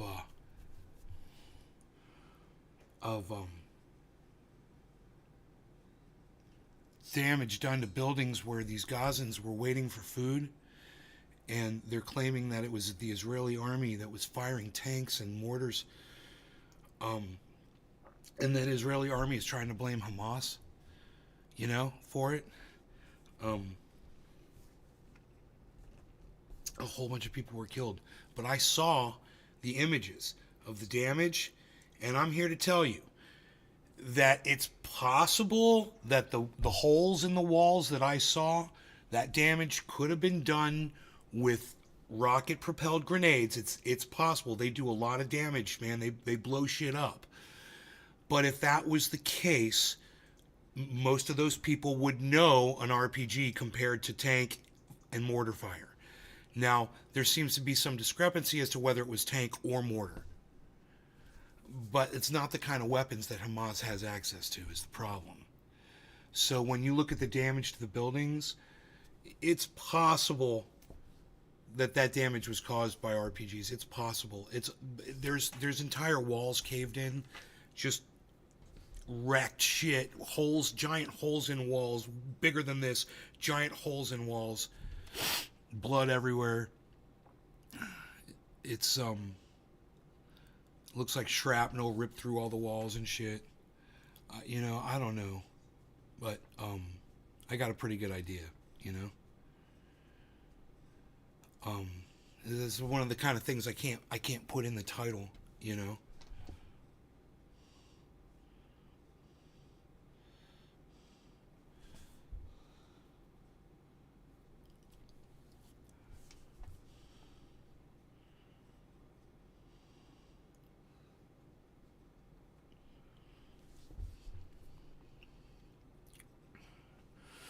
Everybody that's watching across YouTube and Facebook right now, come on over to Rumble. Make the Rumble number go up. There's a direct link. We were talking about Trump predicted to lose 2024 by this Fox News poll that this guy did. He was polling Fox News watchers, and it would seem a lot of them are Nikki Haley voters, and it would seem that even if a small amount of them decide to sit out, that Donald Trump will lose, according to this one guy on Fox. Nikki Haley may have done some damage, but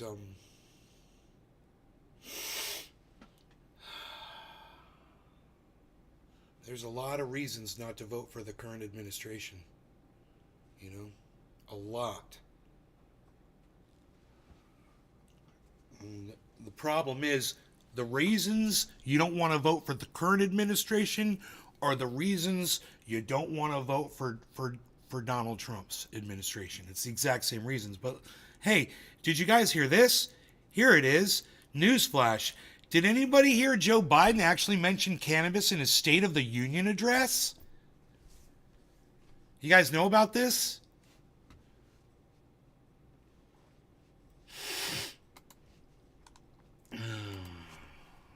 Biden, State of the Union. That's so too. 24. Transcript. Can we find the transcript? 2024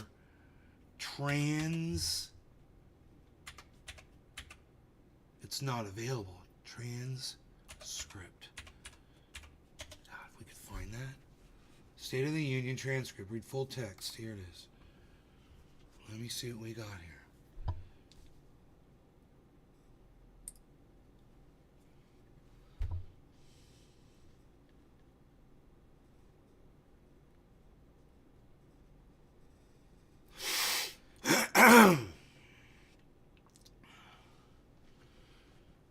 Everybody just calm down, calm down, calm down, everybody, everybody, everybody just calm down, calm down, calm down, calm down.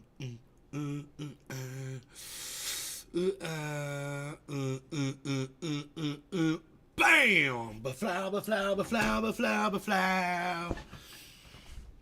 Read the full text of Biden's 2024 speech.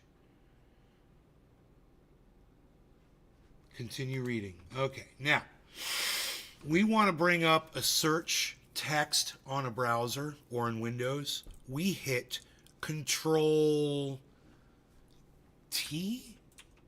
No, my bad. That's the wrong thing. That's not it. Is it Control R? That's not it. That's not it. I don't know what I just did. There's like a, is it Alt or something? You want to bring up a text? Search on for a page. I want to search. I wonder if he uses the word cannabis. It's going to be near the end probably. I'm scrolling through it right now. It's long. Man, he spoke for a long time, everybody. Holy shit. Asylum, immigration, predecessor, border, conscience, confronting climate crisis, gun crime, families, Hamas, GDP. We're getting near the end, I think.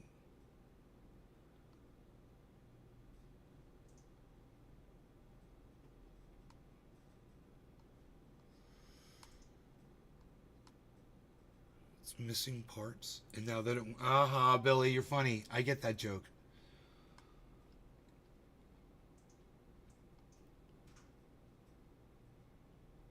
Poison the blood of our country. God damn, dude. That's your State of the Union, is speaking out against Donald Trump? Really? That's your State of the Union address? It's a fucking chance for you to fucking politic? What an asshole. Go do some rallies, bitch. Go do some interviews, motherfucker. If you're too old to run, if you're too old to campaign, then get someone else to do it. Step down. It's that simple, Biden, you fucking idiot. I'm going to go through this one more time. Search.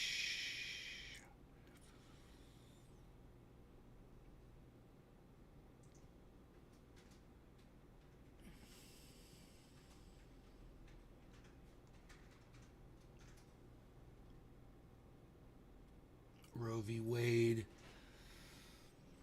Right to choose. Roe v. Wade. Vaccines. Jobs. Pandemic. Poison. Plant. Oh, we get jobs back. Not that plant. Not that kind of plant. Kitchen table. Prescription drug costs. When's he mentioned cannabis, dude? Dude, this is such a long-ass speech. I'm exhausted just trying to scroll through it really fast. It's fucking huge.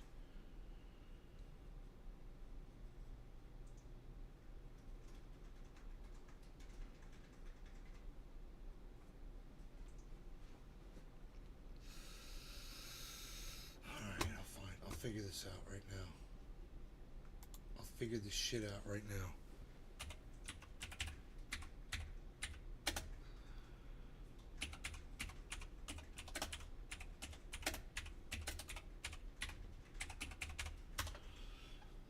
Control F. Find. Yes. There it is. Search. There it is. Okay, let's try cannabis first. Also found marijuana. All right, there it is, guys. Keep building public trust as I've been doing by taking executive action on police reform and calling for it to be the law of the land, directing my cabinet to review the federal classification of cannabis and expunging thousands of convictions for mere possession because no one should be jailed for using or possessing cannabis.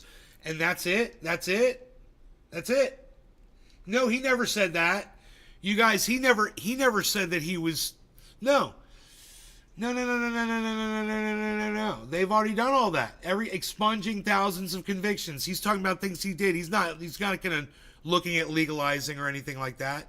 That's bullshit. He's very explicit right here in not saying that. You need to take people for their words, not just try to guess what they mean, folks. He literally did not say that. I'll read it to you again. Here's the transcript. This is from MSN.com. Full text of this fucking speech. He says,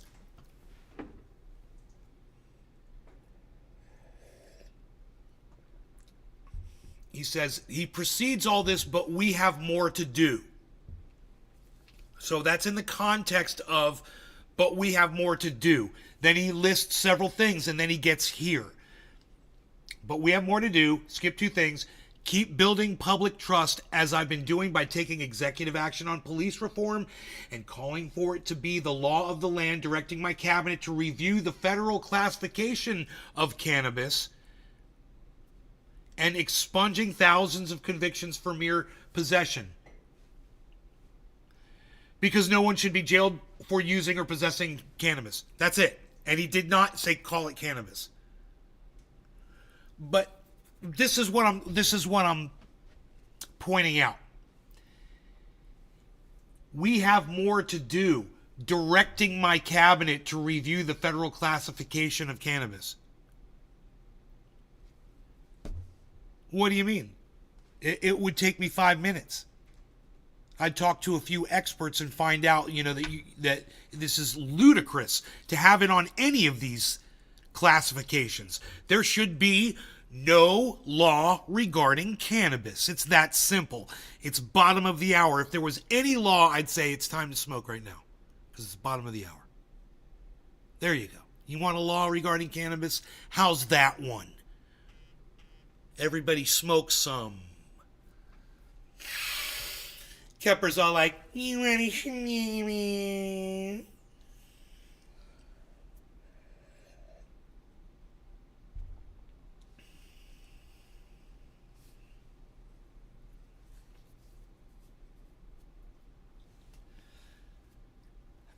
God, you guys are chatting up a storm. I love it. I'm reading it right now. I'm reading all your chat. Okay, so there's nothing else in here about cannabis.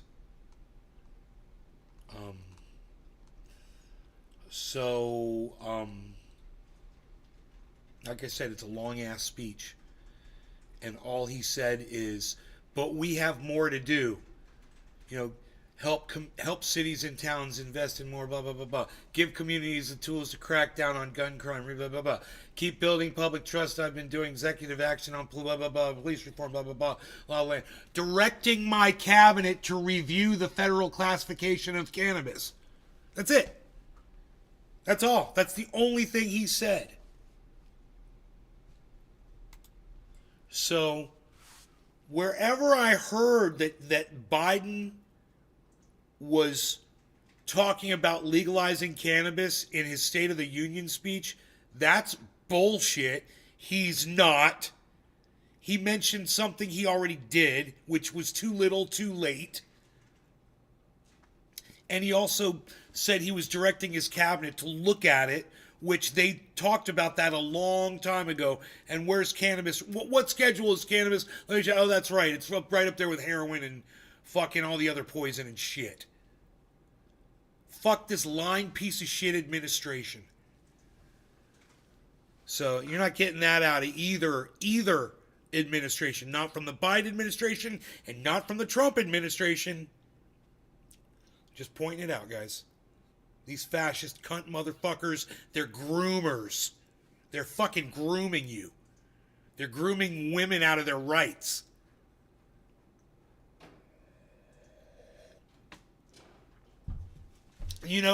Republicans are literally grooming adult women.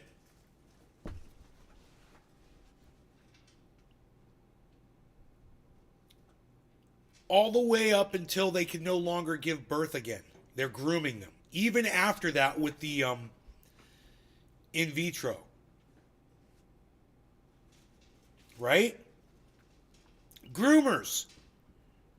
They're trying to tell people how to live. They're trying to shape people, mold them, groom them by controlling them over shit that doesn't doesn't involve them. Get out of fucking people's bedrooms. Get out of their private lives. Get out of women's bodies.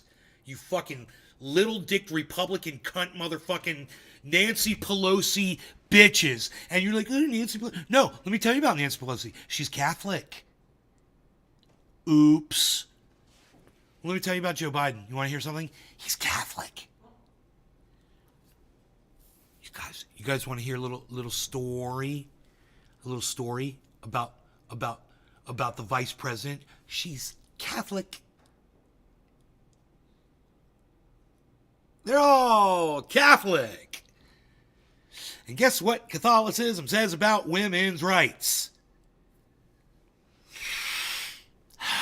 And guess who all say that they're devout to their religions?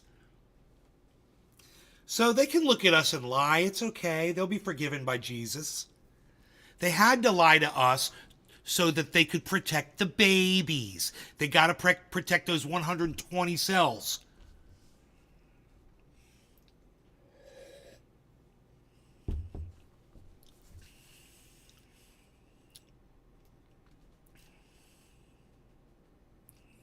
Kepper's like, so they're child molesters if they're Catholic.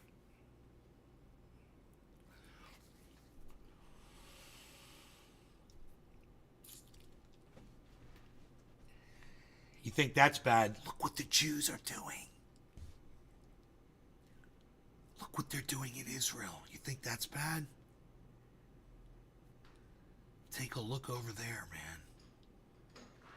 That's all bad. It's all religion-driven bullshit. If there wasn't any religion and stupid flags, we could all live together and quit fighting over shit. Find out all the shit we have in common. But the goddamn IDF and fucking Netanyahu fucking cunt fuck is over there making sure that the world can't have nice things.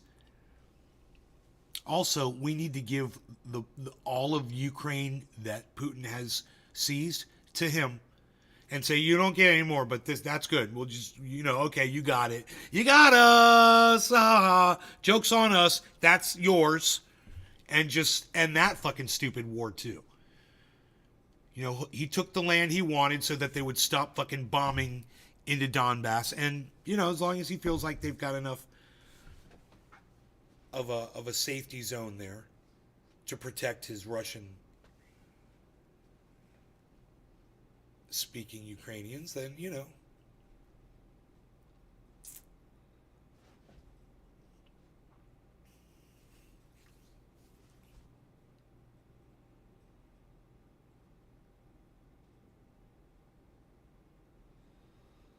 Yeah, right, Belly? Because that's what it's going to end up being. Like that shirt Eddie Vedder wore, I remember.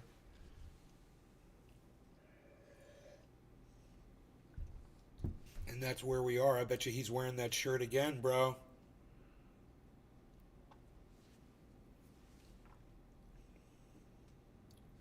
What is this?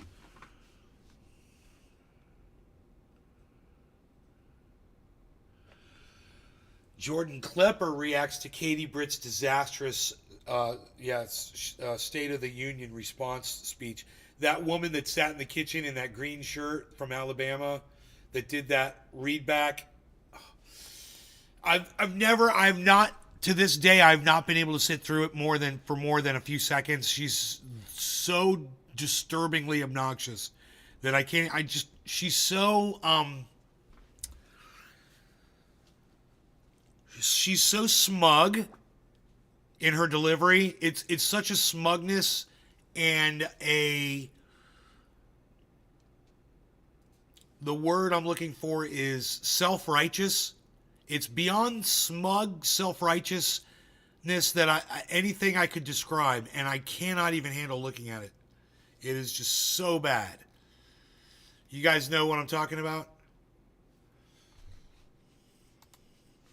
Joining me now is Jordan Klepper. He's a contributor for The Daily Show, and I'm so excited to welcome him back to the show. So I have been wondering what the thought bubble was going on in your head when you were watching that Katie Britt response. There's a lot to unpack there, but what did you make of it? Well, it was definitely my least favorite Tennessee Williams play, but I was glad to see it resurfacing again. I think, frankly, performative outrage is a skill, and it's something that you saw her take her first swing at, which is always an exciting time for a performer. As a failed actor myself, I know what it's like to be handed a shaky script and not have the skills to really communicate with my audience, and I felt a certain kinship with the senator there. But she gave it her best. She knew who she was playing to in an oddly sexual way more often than not. It felt like she was coming on to the moderate GOP moms of America with stories of human trafficking, but hey, if that's the game plan, good luck. She did tell a horrific story, as you mentioned, involving a migrant and human trafficking. She strongly implied it happened in the United States on Joe Biden's watch. It actually happened in Mexico when George W. Bush was president. So let's just listen to what she said on Thursday night and how she tried to clean it up. Oh, this let's see if they show her. We wouldn't be okay with this happening in a third world country. This is the United States of America. And it is past time, in my opinion, that we start acting like it. President Biden's border policies are a disgrace. Did you mean to give the impression that this horrible story happened on President Biden's watch? No, Shannon, look, I very specifically said this is what President Biden did during... No, you mean I very specifically said. Isn't that what you mean? Because isn't that how you talk? Or were you, like, not keeping it real? His first 100 days. Minutes after coming into office, he stopped all deportations. So look, I mean, it's a horrible story, but she clearly got herself into a bit of a pickle there. I mean, do you feel watching that she cleared things up for everyone? And what do you think? I mean, because you have spent a lot of time with MAGA voters at rallies. How do you think they digested her performance and even her cleanup this morning? Well, I don't think a lot of people pay attention to the cleanup. It's one thing to go on Fox News and Sunday Morning, but a lot of the people I talk to at MAGA events have only seen the out-of-context clip they put online. And so, yeah, I think she got the headlines she needed. She spoke with fear. She spoke with outrage. She had the headlines. I think those got digested into the MAGA sphere. This follow-up, what happened this morning, I think it's compelling. I'm happy to see media pushing back on that narrative. But yet again, that's not how people digest the narrative. They digest the initial tidbit and they move on. So I think probably from her perspective, in many ways, mission accomplished. Crazy to say, but you talked to a lot of these voters. Now, before Super Tuesday, you ventured to a Nikki Haley rally in North Carolina, and I want to play a little piece of you talking to a Haley voter about why she'd still support Donald Trump in a general election, just to give everyone a taste of what you witnessed there. What? Why can't you be done with Donald Trump? It's just, and the sex cases and all the, I mean, come on, just the fact that you have all the criminal stuff. It's insane. It is insane. No one should support him for president. No. Yes. But, yeah. But if it's him versus Biden, you will support him for president. I think so, yeah. Oh, come on. You were all of us in that moment. So, I mean, look, you talked to a lot of these voters. I mean, what is your biggest takeaway from all those conversations you had with these Haley voters? They're horrified by Trump, but a lot of them would still vote for him from the ones you talked to. We were really curious about that question of where this group of voters goes. I think the big takeaway is I think the Biden team needs to be worried about this. These folks didn't need to be explained to about the dangers of Donald Trump. They articulated it better than... This is exactly what we're talking about. So this guy that did this research, he supposedly is saying that these Nikki Haley voters, a lot of them are not going to support Donald Trump. And what he's saying is bullshit. He's like, they're all going to come running to Trump when Joe Biden is the alternative. A lot of the folks on the left that I've talked to would articulate their fears and their anxieties. But also, Joe Biden is dead in the water in their minds.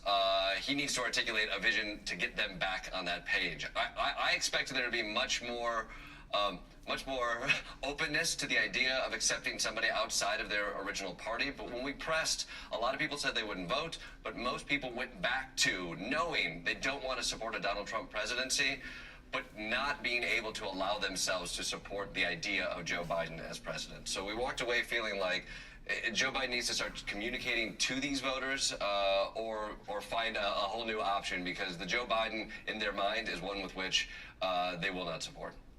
Hard to watch. Okay, before I let you go real fast, everybody wants to know, how much Jon Stewart talk of Katie Britt is there going to be tomorrow night? What should we expect?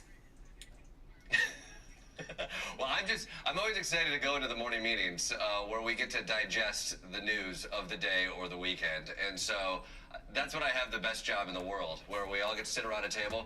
We would get to... That's cool. Okay, right on. He's hilarious. Watched him for a long time on The Daily Show. He does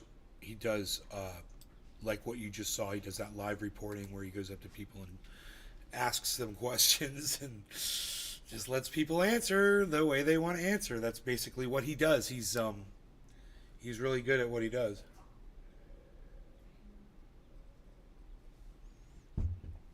Craig's having some freezing problems with Rumble.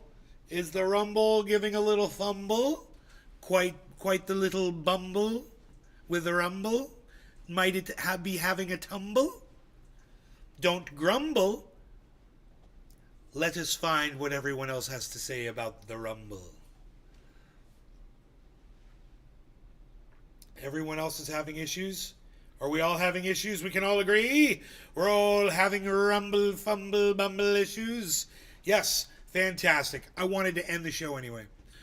All 42 of you, I love you guys. Thank you so much, and I will see you on the next one later, okay? Thanks for watching. I will see you guys. Remember, I'm at Nay's Garden on Twitter. I'm at Nay's Garden on Twitter. I will see you there. That's where I put up all the cool stuff, all the behind-the-scenes things. You don't want to miss out on that. At Nay's Garden on Twitter. I'll see you there, okay? And Truthier News on Twitter, truthier.news. And please make sure you follow and leave a thumbs up at rumble.com/user/Nay's Garden /user/Nay's Garden /live, if that's where how you found this. And I appreciate that too. All right. Bye, guys.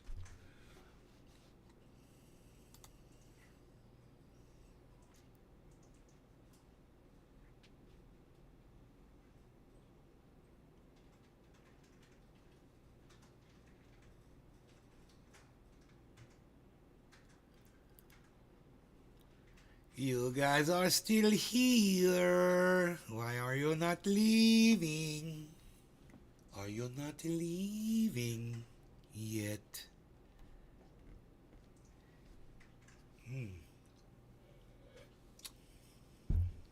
Why aren't you guys leaving, man? What are you guys doing here still, man?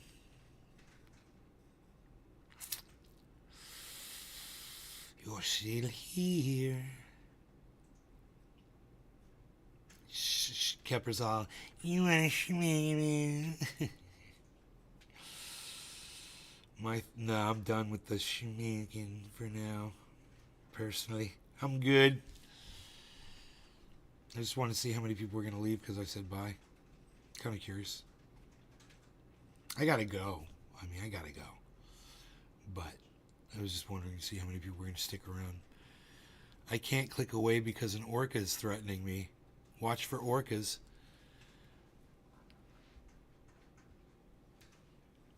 Now it on. What, Rumble's on? Rumble's working again? YouTube's still playing. Rumble is good. You guys are having good on Rumble? Alright. It's a lot of viewers. I hate to drop so many people. Oh, I hate it. I hate it, man. But 2.5 hours of show.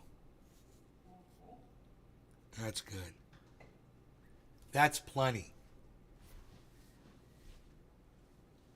That's plenty.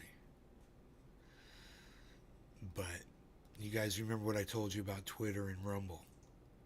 That's where I'm at. Find me there at Nay's Garden. I'll be there. All right. All right. All right.